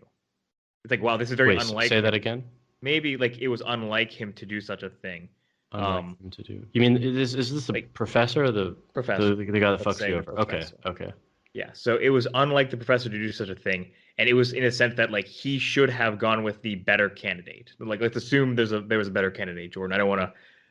If there's gonna be a better candidate, yeah, go for it. So like Jesus Christ himself descends down You don't and have to go that he far. apply. Yeah, Right. yeah. So like it is like for the system's perspective in this case, and you can just substitute you for like me or Mhm. anyone else in this case. Okay, fine. Like, it might be better for like it's like well Because the this more would be qualified applicant gets in. yes Yeah. right. But Right. but So that's it is not good that for has nothing to do with the I don't understand what that has to do with the like reactive attitudes then. Um I mean, the case in both. Well, I guess the examples you gave weren't like parallel in that case. that's just more of like that just kind of sours the positive reactive attitude when I realize like I kind of fucked someone else over. Do you know what I mean? Like by getting in over them, and then it's just that just muddies. I feel like that just muddies the positive reactive attitude in that I sense. don't mind muddying the positive reactive attitude I'm feeling. Well, no, I'm okay with that too. But I'm saying Okay. I don't think that that was a counterpoint or a Okay. counterexample to. Can I like maybe reframe it? Maybe this will end up being not useful, but this is Yeah, kind of what I'm considering. Both cases need to be as parallel as possible, just with only difference being positive and negative. sure, So go for it. two cases of like a close friend, a very, very, very close friend, Mhm. right? Let's Both use in Brian. Let's just use Brian let's to make use it concrete. Brian. Yeah, he's not on the Yes. call. Yeah. Right.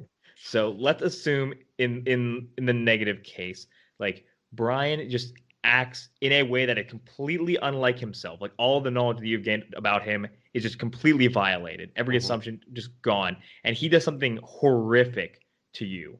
Mhm. Like he invites you into like his home, and then he just like mutilates like your like limbs. Like something Okay. horrible. right? Okay, yeah, that's fun. Well, I mean, the point is to use I like was two gonna say parallel like examples of high magnitude. cheats. Like what if I had a girlfriend and he like Okay. has her cheat on me with I guess we're yeah. shying away from the extreme example, so that's fine. Well, I just thought it was cleaner. Like I don't know. It's like the self mutilation. Like just kind. Well, it wasn't self-mutilation. He mutilates you, just to be clear. Sorry, from my just view, to be clear, myself is getting mutilated. that is true. Yeah.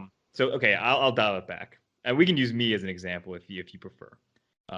But anyways, so he like completely violates your trust by cheating on like cheating on me. he cheats. Yeah, right. So he sleeps with your girlfriend, violating trust, and it's like a huge negative thing. But it is also incredibly unlike him. You have known him to be like preaching like the being faithful. He's a Jonathan Edwards. Yeah, pretty sure it's true. Yeah, exactly. But then that's the counter example to that would be he does something like very, very consequentially good to you that is also unlike him. Like he's like I took out my retirement benefits and gave it to you. It's like, you what? But no. But here's the problem: is like I think the positive one of that is really, really messy, but not for reasons that have to do with this debate. Because then it's like, what are you doing? Why are you doing this? Like these are all kind of like very basic, like pragmatic questions about it. Do you know what I mean? And then when he's unable to answer those in a way that makes sense to me, then I'm like, what's wrong with him? Like, what is going on? Do you know what I mean? Because like, I don't know. I mean, do you get what I'm saying? I like the limb chopping examples. So he chops off your limbs. Yeah. One example. So that's the negative one, but what's the positive one? That's out of character? Missing a limb, and he spends a lot of time designing a prosthetic for you. Yeah, no, he literally sacrifices his entire life. He undoes his But the weird thing is that, but I don't understand this example because the positive side of that is in his character. If he did do you know what I mean? Like if no, but I think that is the problem here. I think the idea is that it wouldn't be in his character. I mean, when I sacrifice all of his goals to make you a prosthetic, but arm for no something reason. Would have gone terribly wrong. So you're not what you guys are arguing against is not that fact, right? Like something has gone terribly wrong, whether I know what it is specifically or not. Meaning, like it's so far out of his character. Yeah, it has to be like horribly out of his character. I mean, it could just. Well, it's horribly because it's my limbs are gone. No. What we're talking about was your issue with the negative case. No, but what I was saying is that I would view that as like I don't need to know what it is, but I know that something has like what the hell happened that he did this because it is so unlike who I know him to be. Are you really going to reach that conclusion with no limbs, like in the hospital? No. I didn't think we were discussing like the descriptive. No, I don't know. Like, what would I don't know. Like, but what I'm saying is that like, I was defending the happiness of the asymmetry there. And I don't know if there was a happiness. That's what I was kind of trying to bring to light. But I may have done that in like an. But what I'm saying though is like this is kind of the paradox of all of this is that the example of like Brian mutilating me is kind of paradoxical because it is like it's so we think it might be so triggering of the reactive attitudes because it is so out of his character. But that's precisely the reason to suspect or to search for what the hell happened, because it is like I wouldn't be surprised if he had always been that type of person, like if he was a Robert Harris. Do you know, are we surprised that Robert Harris did what he did? No. You know what I mean? Yeah, I guess the problem was it was supposed to be a case that would give you as equal reason to suspect something was wrong in both the positive and the negative sense. And I was trying to see if there would be a difference in your or you think there ought to be a difference in your ability to kind of bring forth the objective attitude in those cases. I'm admitting to you that it's always there to be brought about because determinism plus randomness is always true. Yeah. But Yeah, and the next part is what I was asking you. Maybe it's just not developed fully. Like I don't know. Maybe it's not, but I don't know. Maybe I just don't see it as that like odd to say that I don't do it in a like okay, let's work through it a little more systematically. Like Sure. if Brian does something that is both in his character and good, there's just no like that stuff happens all the time. You know what I Right. mean? Like Yeah, no. that's No just problem there. that is what our friendship like is based on. You know what I mean? It's Yeah. like, you know. So there's obviously no reason to yeah, he did whatever he did because it's determinism plus randomness. That sure, but like I mean that's true. And it's also true that like our interpersonal relationship is constituted on my reactive attitudes there. So like it doesn't hit home as much, right? Like that's just descriptively. Um, if he does something that is good for me but out of his character, um, deposits his your example gift deposits his 401k into my bank account, then I would be like, okay, what's going on here? Like can you give me some like reason, like can you help me understand like why you're doing this or whatever? In the case that he has a reason that fits with his, this is a weird example, let's not get into why he would do it, but let's say he gives me a reason that like fits with who he is as a person or whatever, and like there are no like red flags that are raised, right? Then I just accept it. And if he can't do that, then I do begin to lapse into the objective attitude of like what's gone wrong. Like does he like what it, you know what I mean? I'm searching. So the difference, if I can rephrase this, in the extreme examples we have here, like the case itself of like the bad thing happening is reason enough to kind of take this objective stance. It's like something is horribly wrong here. Only if that is well, I guess it's weird. It kind of takes a different form in like two different cases. Like if Brian does something horribly wrong, like if Brian kills a teen and wants to dress up as a cop to show his mom, then I'd be like what the fuck? Like this is I don't like this is not who you are. Like this is not who you've been. So like then that's almost begging for us to understand what caused the like or this it's almost begging for us to understand why we might take the objective attitude like please like give us a brain tumor, give us like an aneurysm, give us a something, right? And in the case that he was always that sort of a scumbag, you know, like Watson says, well, no wonder. But the no wonder there is code for determinism plus randomness, Right. at least from my perspective. Yeah. Right.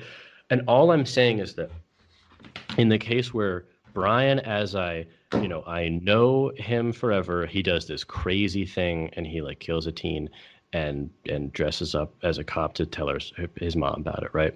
Yeah. I am desperate to find a brain tumor or an aneurysm. But in the case that there isn't a brain tumor or an aneurysm, it's like, well, something went wrong, even if I don't know it. Because what I'm saying is that it doesn't seem like a sophisticated enough buttress to be just teetering on the edge of like, was there a brain tumor or not? Brain tumor, you fall into the objective attitude instantly.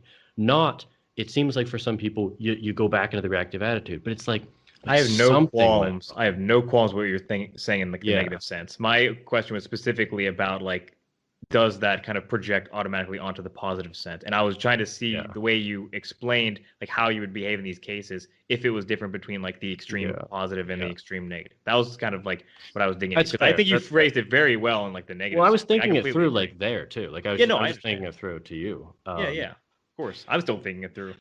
Because it seems like, because I mean, you know, I keep repeating it, but it's like it's just how I like begin the thought process on it. Like I do accept Strawson's view that those are what constitute interpersonal life, and it's true that especially like I don't know, like you know, if you guys, I'm just trying to think of just like a trivial example. I don't know, like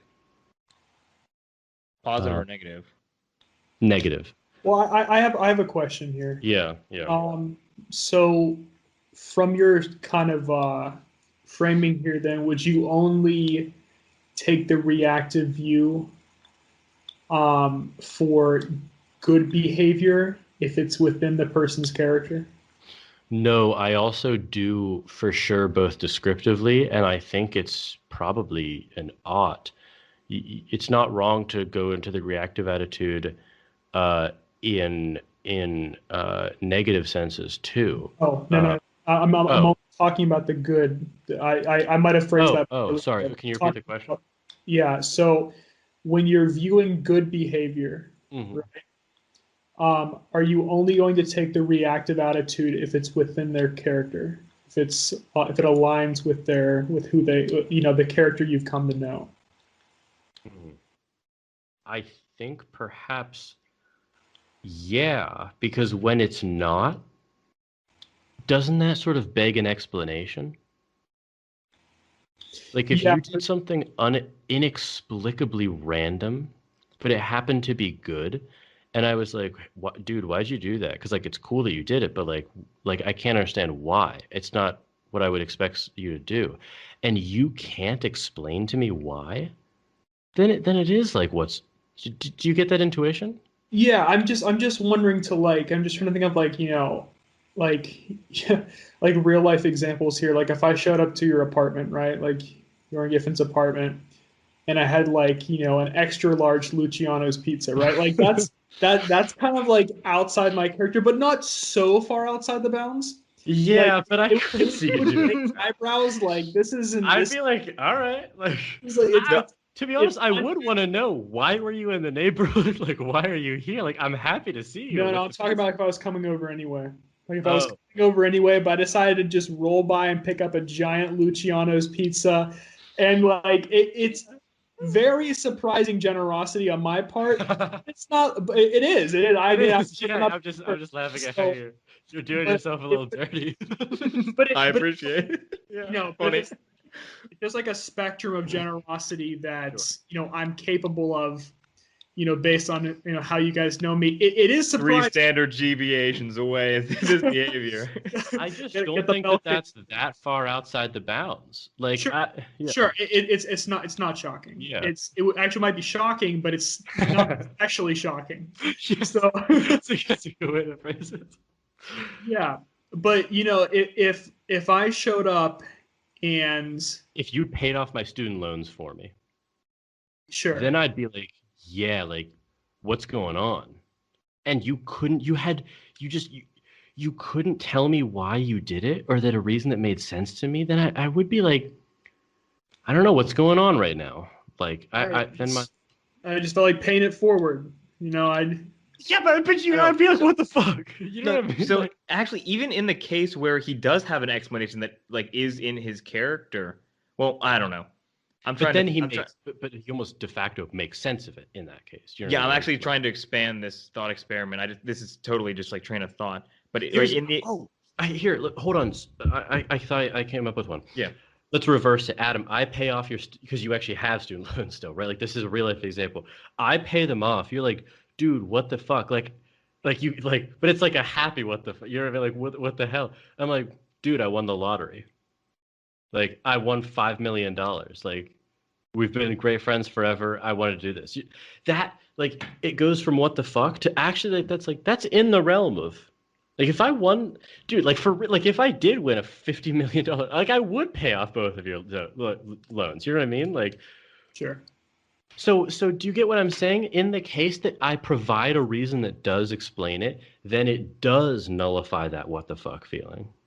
Well, in that case, though, it's like, it's then still within your character. You know what I mean? So I think we're still trying to probe, like, out of character. Okay, I hadn't won the lottery, and I had saved up my money for years, not paying off my own loans to pay yours off. Or even just your grad school savings just dumped into Adam's student loans. But then, Adam, you would be, I think you should be like, what the fuck?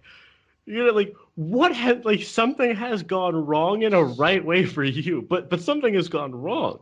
You know what I mean? Like, yeah. So I certainly buy that framing. I mean, it's got to be within the reasonable bounds of the person's character. I mean, it can't be. That's just not like. That's not like. I can't. It's just I don't know why I would ever do that. Like, just forego my own. And it's not because it's not like I owed you money or like fucked you over monetarily somehow. Those would be reasons. I don't know. Do you guys get what I'm saying? Yeah, no, I get what you're saying. We're really just trying to probe like Yeah. this because I mean there is an asymmetry going on here to an Yes. extent, Yes. and I don't think you had made that clear until we brought up like Yeah, for sure. yeah. So Well, I'm So, liking this too because it's making me think it through. Yeah. Yeah. Yeah. I have one final example that I thought of. Yes. So this is the case. So right now, where we're thinking with like Harris, is his name Harris? Am I? It is. I'm No, it's sure- yeah. Harris. It's Okay. Robert. For some reason, I immediately. Well, anyway. Yeah. Anyways. So right now, I think. Am I correct in saying we all kind of view like Harris in kind of the objective sense? Like Yeah. his after hearing like the Mhm. well, the whole story The and details even, of this. even if before the story, because we've been primed, maybe we already started taking like the objective sense a little bit. Sure. Jordan, would you be willing? So it's basically we can say like, oh, of course he did that. Like, oh, like No wonder. it makes sense. Yeah, no wonder, right? In such a way that like just because his behavior was just like, so kind of consistent towards this, would you be willing to take the objective stance in a sense, like in a situation where like Adam just shows just such immense generosity that kind of is in his character, but that is good towards you? What? I missed that. What was that? So this is a case like directly the opposite, where the only thing that's changed is like whether it's like was a good or bad thing, right? So I feel like Adam does this this thing question that has already been asked. yeah, I guess I want to hear Well, you. you said, would you be willing to take the objective attitude? Oh, well, I It's guess not. okay, you're right. But It is. I don't get the willing part because it's like I thought I Take away the explained willing. this, Would you like? Would you think you ought to? but I thought I had clarified this with Adam's probing questions. Like if I had reason, like, but I actually don't understand. How have I not answered this with like all of the probing Adam said? If it was a scenario in which his actions made no sense, then I would be grasping for the brain tumor, whatever it was. And in the case where I don't get it, I've already defended why I don't think that's a sharp distinction, right? But in the case, like, I don't know. Have I not answered that? Like, Adam, is there a question there that I am like not understanding? I thought that I had. We had gone over that with like the lottery, the saving up for the loans, the. Sure. I think like your structure seems to boil down to whether good or bad, for you to maintain the reactive attitude, it's got to be within the person's character. I don't think so for the negative. That's the asymmetry. Yeah, that's what I was trying to think. Yes. I wanted Jordan to say like you ought to, Or in at the least for negative case. the heinously negative. right, And extreme Giffin, negative and positive. and Giffin, that may be, depending on the details, a permissibility, not an obligatory case. But in the negative sense, you think it is obligatory. No, I'm saying it depends on the, like, I don't know. We got to know the details. Like, I just don't know. Like, it could be, I'm sure that, like, in some cases, it could be a permissibility case. Like, that's just, I don't know. That almost depends more on the person. Like, that's kind of a pluralistic view. So, Like, I'm sorry. Can you clarify again what your criteria is then for the negative case? the negative case is, I think, this is tough. When someone does a negative reactive attitude, or someone does something negative that inhibits or brings about the reactive attitudes. Sorry, we're going on the 2-hour mark, so I'm getting a little choppy.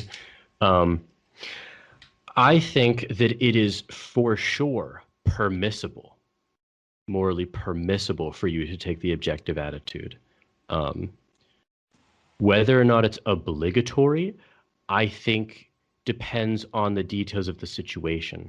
So, for instance, when there's like, this might be, we talked about this before, the legal case, for instance. Even if someone has wronged you, even if someone has wronged a family member, it would not be permissible. It would be obligatory for you to tell the truth in a hearing about it or something. Even though in order to do that, you may have to stifle your reactive attitudes towards that person. I think that is an obligatory case.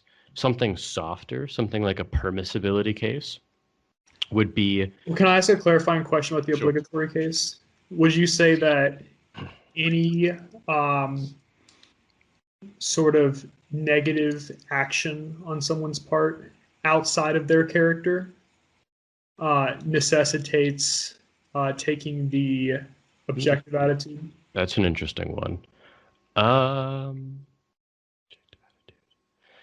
That depends on. That's a great question. Out of someone's character, I'm tempted to say yes. I don't know what I think fully about that because it's like the out of character for that person. I feel like morally it ought to trigger some investigation, right? And I guess that investigation necessarily takes the objective view. It is it's I think as Watson says, it's asking how, that person like came to do that. Because yeah, I wonder almost if that I don't know about that. What do you think about like my initial leanings? I think it makes sense. Yeah. I think it makes sense because I understand like the whole, obligatory versus permissible. Like I totally understand your distinction there. I'm just saying like, 'cause I know Strawson to an extent kind of, he thinks that project, like this is, oh my, wait, I'm sorry. Yeah, go ahead. Because he kind of like introduces that in his original paper, right? Where it's like that is part of the the 2 hour mark, the second. Yeah, I know. Right, the second plea. Like if it, yes. And the thing is, he points, but the issue is, I know that he has a limited scope on it. Like I know that he doesn't, because he points to things like stress. Or lack of sleep, and you go further with that. I understand that, but I'm just saying like. But I think he's inconsistent in that even the cases he trots out. I think he's being inconsistent there.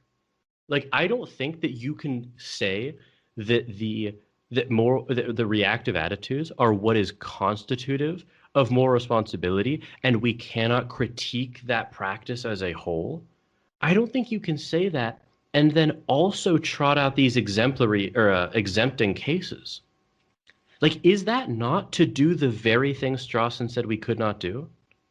Like, because I view those as that's determinism. Like, if someone has schizophrenia, they were determined to have it. Like, they can't just contra-causally will the schizophrenia out of them, right? So, like, I think Strawson doesn't want to call that a deterministic detail, and that's how he avoids the inconsistency. But I think that is blatantly a deterministic detail about that person, and I think that's where the inconsistency comes in.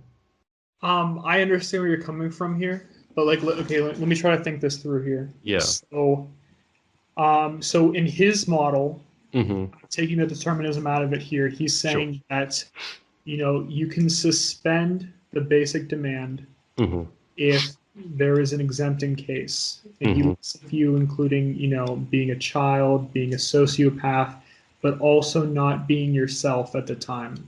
Yeah, so it was he wasn't himself, I think was his phrase. Sure. So I guess I'm not seeing the difference there on like the negative side in a sense, because like because the thing is like you take it further in the sense that, well, given just someone we know nothing about, if this is, if I'm not in some sort of interpersonal relationship with them, we can recognize that determinism plus randomness ultimately brought about their behavior, and we can take the objective view on that.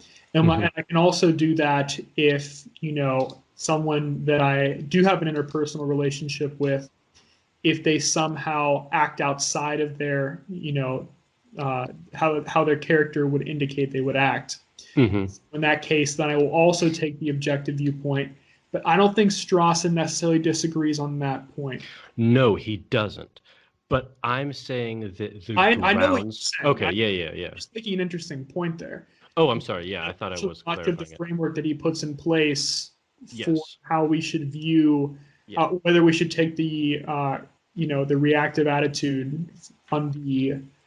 But actually, I don't think he says should. I think he just says do. or does. I don't think he says the should.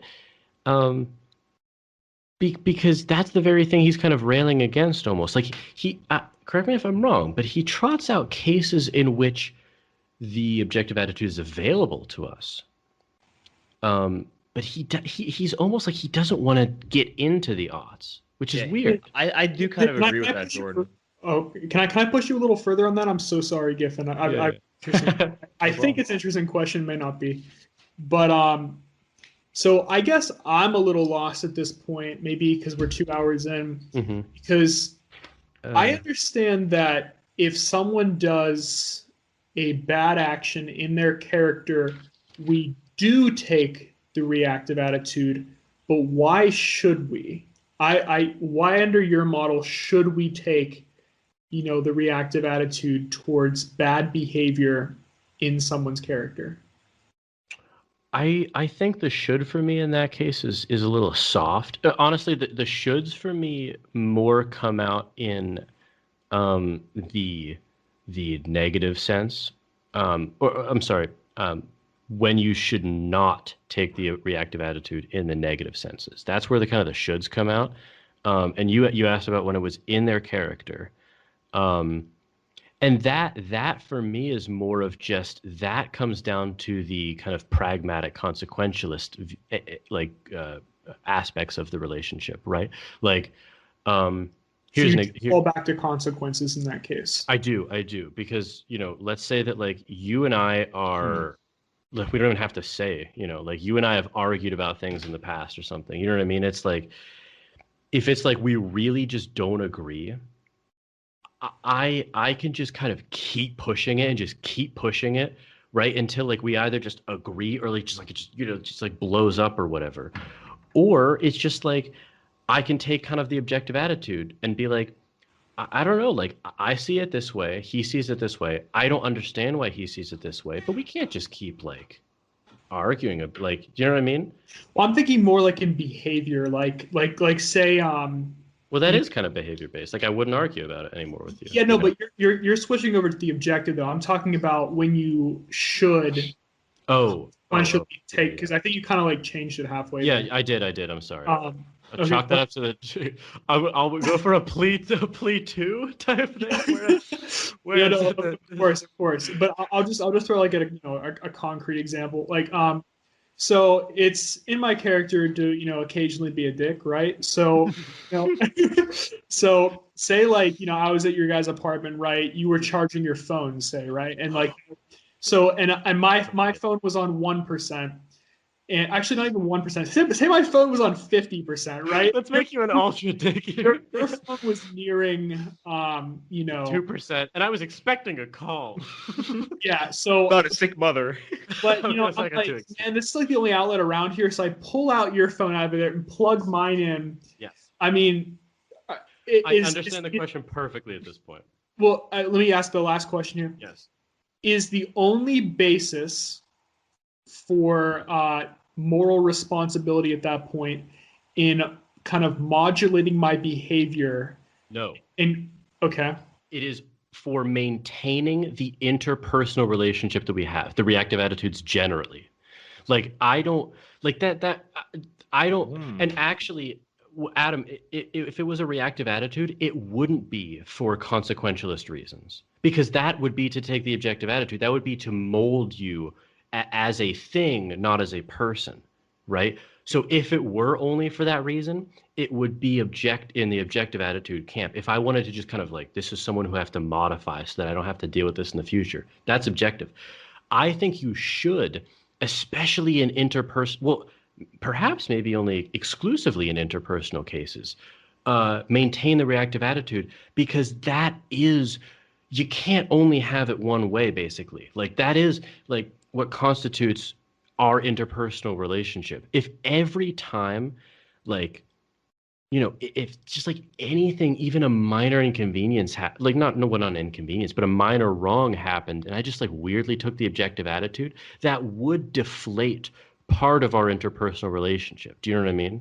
Yeah, I buy that. I buy everything you said. Yeah. Okay. I'm so glad you asked that question because you're right. It was my midnight brain combined with the 2.5 hour mark that kept reversing it on you. And your question is vitally crucial. Yeah, yeah. Yes. Okay. Okay. So now I understand the should now. Yes. So okay. I'm so glad that you kept beating me like down to answer that question because I'm so happy to answer that and I wasn't dodging. That was just like my brain reversing the question. Do you have issues with where we've arrived at? Because I'm You just pretty restate happy. it briefly. What would you say there? I just want like Jordan to like restate like where we I landed. want to try restating Jordan's Let's argument. do it. Let's do it. Adam, Yes. restate Jordan's argument. Okay, so you should adopt the reactive attitude when the reactive attitude is integral to maintaining the interpersonal relationship. I would only add, I would change the wording from you should adopt to you should fail to suspend because that admits that it's the default in an interpersonal relationship. Okay. True. Good point. Yep. Okay. So maybe I'm crazy, but it sounds like Jordan, like you seem to value the interpersonal relationship in all cases. I didn't finish. I know. That was funny. You seem to value How queer you value interpersonal? It's like No. I'm sorry. I was just like, so it seems like this. I don't know. Are you always willing to like say you should fail to suspend to save any interpersonal relationship? No. What about toxic ones? Oh, for sure not. But that's when the things that I would like to, flesh out in a like a dissertation. Mm-hmm. These many pragmatic or consequentialist reasons come out, right? So in the case that Adam does be a dick and he unplugs my phone charger, he does for his, and he is just fighting me on this. Like he just will not admit that was the wrong thing to do. Like he just will not. At a certain point, I begin to be confronted with the option of just running this into the ground, right? Like this is like, we are no longer going to be friends because he unplugged my phone charger, right? Or I can take the objective attitude and be like, I don't understand it, but I am just going to suspend my reactive attitudes of blame, of resentment, for the greater good of like the friendship or whatever. Excuse me, whatever, right? Let me give you another example that you might be kind of. And also, while you're thinking of that, I think something to kind of circle back around to, something we touched on maybe like an hour or so ago, where there seems to be, you can adopt, like the objective attitude. And I mean, this is kind of a simplistic way of viewing this, but whenever, there's a failure in communication or understanding. So like if Jordan then views me as a person who is, incapable of understanding why he's mad, he might then suspend, the reactive, like once he truly concludes that like I'm incapable. At least at this time. Yeah. Exactly. Then you might then take the objective attitude at that point. Exactly. And who knows how many of those experiences, can survive an interpersonal relationship. Exactly. So because we know that it cannot be always. If that's always my view of Adam, then we no longer have a relationship. But likewise, this is my argument, insisting upon the ubiquitous assertion or application of the reactive attitudes is absolutely going to just vitiate the relationship also, right? So then it comes down to how often and when we do. And what I'm saying is that I don't think Strawson has the tools to have like the scrupulous view of when we ought to and when we ought not to. And that's why I buy part of his, but I don't buy his reactive attitudes are constitutive of moral responsibility, because I think that leaves you that's all you can say. I don't know what you can do after that. And this is where I thought Watson demurred from Strawson in a way that I don't know if he made as explicit as I would like, where he did admit that determinism plays a role. Totally, that's what I thought too. Yeah, and that is just blatantly contra Strawson. Because he kind of like, I know I've already used the word juxtaposed wrongly, but I'll use it this time I right. didn't He catch that. juxtaposes like the two, positions, determinant versus kind of like a libertarian viewpoint. And if you actually view the life of Harris, you actually arrive at two different conclusions depending on which, frame you're viewing it from. Like if you view it from determinism, you say, well, you know, ultimately, we shouldn't adopt the, reactive attitude toward a character like Harris.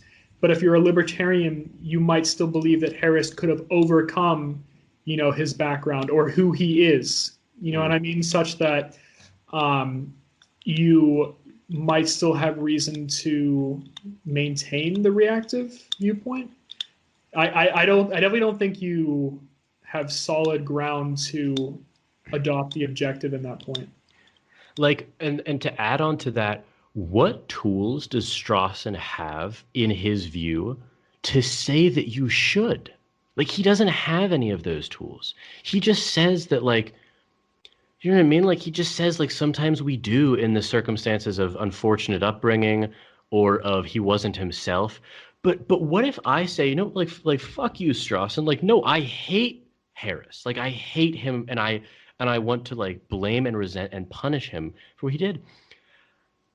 What is Strawson to say at that point? Like, I think kind of going back to what Strawson was saying, like I think he would talk about the moral community at that point, and then talk about Harris's ability to kind of respond meaningfully to your expectation, right? So like at that point, he's an incapable figure of doing that. Therefore, yeah, go ahead. Oh, I'm sorry. I meant to let you finish your thought, but I love that you said that because I agree that Strawson may say that, but I can't find the quote at this point.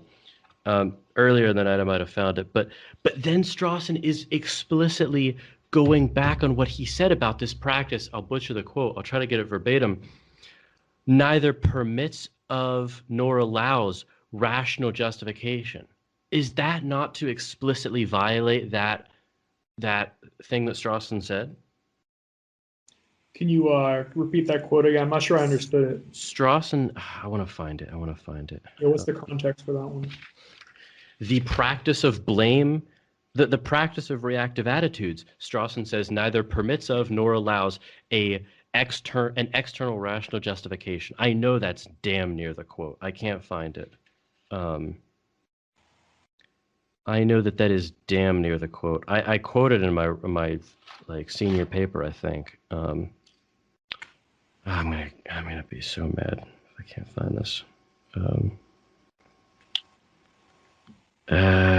This is brutal. This is terrible listening too, but just bear with us. I don't want to ask you to just take it on faith, but I know that. Do I not have it highlighted? I know it's damn near. I mean, it's gonna be damn near that verbatim.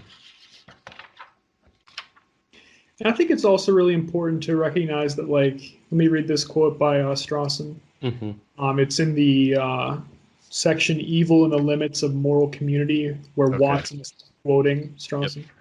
Yep.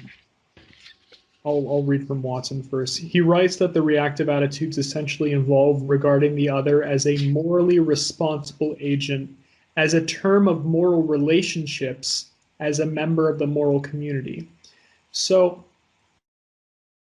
I think in this case, like, it's really important to view Strawson's work through interpersonal relationships. It has less to do with, some figure we're reading about. It's more about, the moral relationships you have with others. Yes, for sure. But what I was saying is, and I have the reactive attitude towards myself right now for not being able to find this quote, but I think I might be able to find it faster in my writing sample, honestly. What I was saying was, um, uh, damn it. But I thought Watson was making the point that even if this did happen to like, just use a close friend of yours, right? Like if Brian was the guy that uh, Harris killed, right? At first, we would have these these upswells of reactive attitudes, but Watson, I thought, was saying that when you learn, even if it does hit home for you, like even if it is affecting your interpersonal relationships of his background, you kind of just go, well, no wonder. Like, geez, like I feel sorry for him. Like, this is an abused and malfunctioning human being. You know what I mean? Yeah, I think he says like they're occupying a state of both kind of like being a victim and like having exempted themselves from being a victim, or either being a victim and like the perpetrator. Yeah, victimizer versus victim. They're both. So I have it. I have the quote. Okay, let's hear it. The act of holding responsible on Strawson's account, quote, neither calls for nor permits an external rational justification. Strawson, page 64. But the 64 doesn't correlate. I gave us the janky PDF. I apologize. The real PDF is different. So I'm saying that what Adam said Strawson might say, I 1,000% agree with, but then he is at odds with his own like project there. Do you know what I mean? That's what I'm just taking this. I vehemently disagree with the neither calls for nor permits an external rational justification. Then it's like, then we're just done. Like, whenever you do have the reactive attitude, whenever you do take the objective, it's just like, okay, he doesn't have any power to his thesis. Yeah, it's almost just kind of like just defining moral responsibility as like, like, oh, well, you're treating them as morally responsible when you have a attitude that suggests the reactive attitudes are constitutive of moral responsibility. Right. Yeah. Like, just try to phrase it a little differently, but it is kind of like it ends there, right? It's like, oh, so in the case where like I have a reactive attitude towards someone, like, it almost is like what more is there to say at that point? For lack of self-aggrandizement, can I read what I say in my writing sample? I just say, I find this version of Strawson to be a rather dull and uninformative one. It merely states that saying someone is free, holding them responsible, and having reactive attitude towards him are all part of the same response. It is a sort of reflective equilibrium that does not arrive at a convictive conclusion. I contend it lacks philosophical rigor and explanatory power, as well as informative power. It merely describes some of our actions and avoids engaging with the messiest parts. On this view, we have nowhere to stand when asking ourselves or others if an attitude is in fact appropriate. I guess I'm just a little confused by that quote though, because if we recall, like Strawson does, go into like say someone wronged you, right? Mm-hmm. But if you were to learn, that they were under high stress or hadn't had a lot of sleep, I mean, he puts out those examples himself, and that is rationale. That is further information entering our minds such that we conclude differently. So I guess the quote doesn't seem to align with like much of the paper for me. I don't know. Well, I think he tries to make it align because I don't think. Well, I know he explicitly is not putting forth a framework of oughts, whether they express themselves in terms of permissibility or obligatories, right? Like, I think that's how he gets out of it.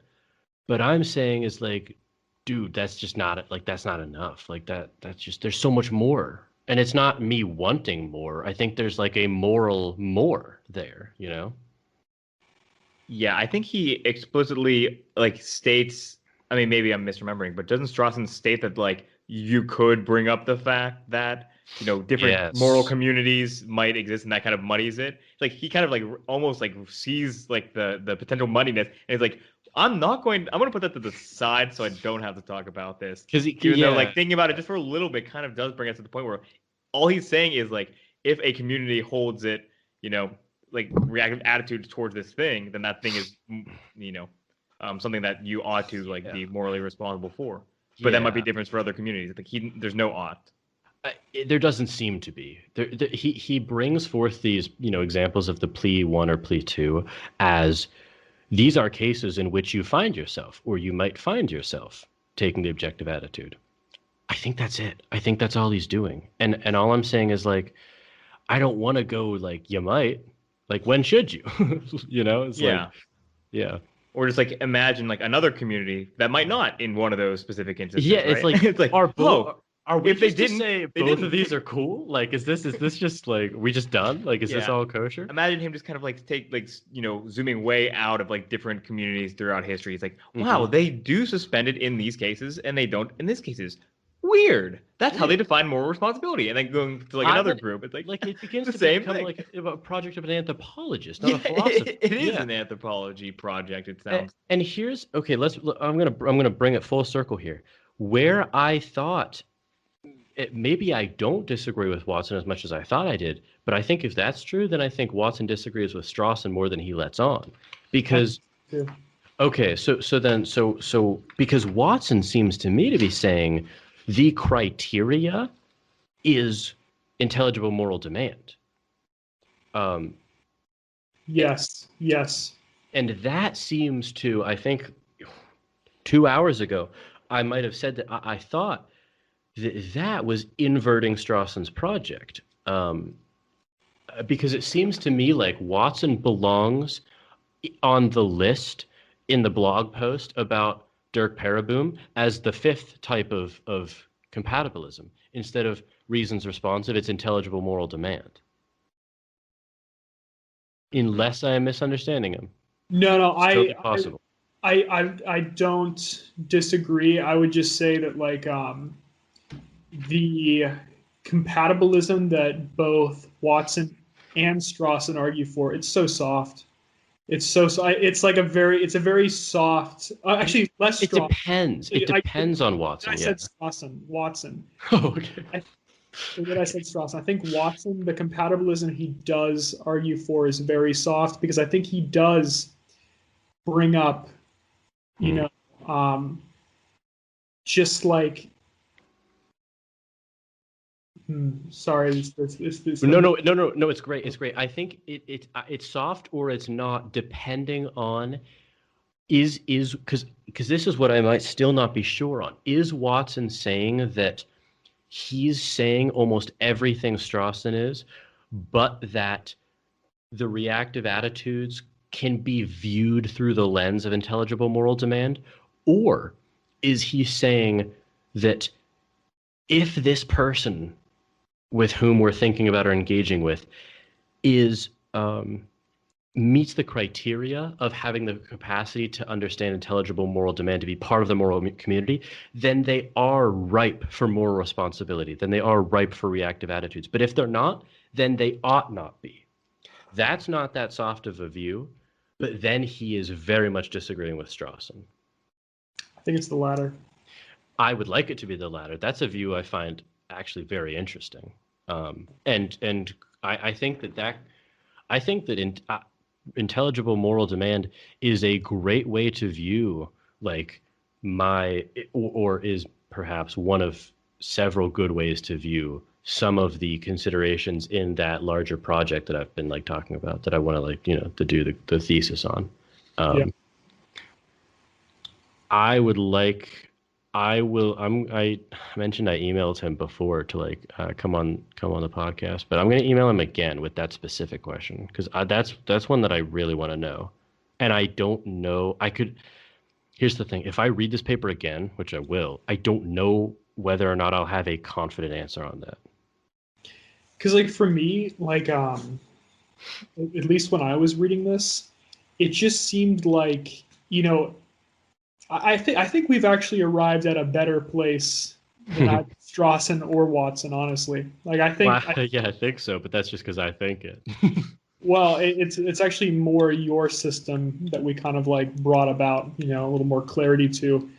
But yeah, I think it it definitely makes sense in the sense that you're kind of combining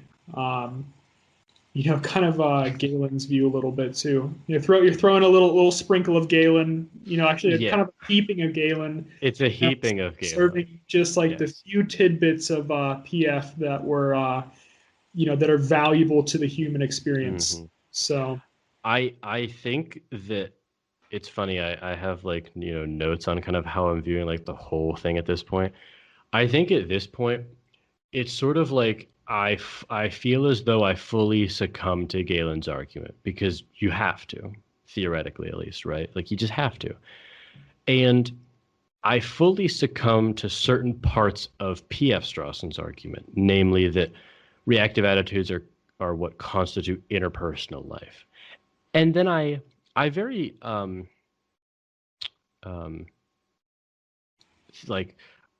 Jesus Christ, I'm buffering at this point, but like I very like thoughtfully pull the parts of Strawson that I like, namely his language of reactive and objective attitudes. I think that using that language is a non-trivially good way of viewing this debate too. Do you know what I mean? Like I don't think that that's just cool flowery language. Like I think that deepens understanding. And I also think Watson's kind of language of intelligible moral demands is actually just a it's incomplete, as we've kind of as you demonstrated, because I've come to agree that ultimately there's no difference between the background of Harris and possibly the unknown causes of someone else. It's not a strong divide. But it, intelligible moral demands is very interesting, as long as you throw in other caveats such as like you have an intelligible moral demand of someone's good behavior, and if it's outside of that, then it's an unintelligible good behavior, and you have to view it in the objective lens at that point. So I think it's a character-based Watsonian compatibilism account. It's pretty interesting. I think it is, and I will say actually, I don't think. I think this Watson paper is even more valuable to me, because I think he pointed out what I find is almost the converse of what he's pointing out. I think that in my further project of bins of exempting, it is morally impermissible to take the objective attitude, is when the person does not have the capacity for intelligible moral demand. Like that is a scenario where you ought not do it. This person is, a psychopath, an invalid, something like that. Like this person does not have the capacity to do that. And so you bringing that kind of standpoint to the conversation or to the relationship is not warranted. Like it's inappropriate. You mean like the reactive attitudes are inappropriate? Yeah, in the case where the person, does not have the capacity for intelligible moral demand. And I did not. And I would not have included that in my impermissibility bin before reading this paper. So I think that he actually did. It's not just the language. I think he added a case for me. This might have great paper, really great episode. I would love to be able to ask Watson about that though, whether he does that or not. This is probably like I said last time it was like one of my favorite episodes. This is like one of my favorite episodes as well. I like this a lot. I'm legitimately going to re-listen with kind of like a notepad, which is gonna be like a fucking art. When we're closing on the 3-hour mark, so let's just end it. But I really enjoyed this episode. If you're somehow listening at this point, like you must really like this debate too at this point, listeners. So if you are listening, thank you for doing so, and tune in next time.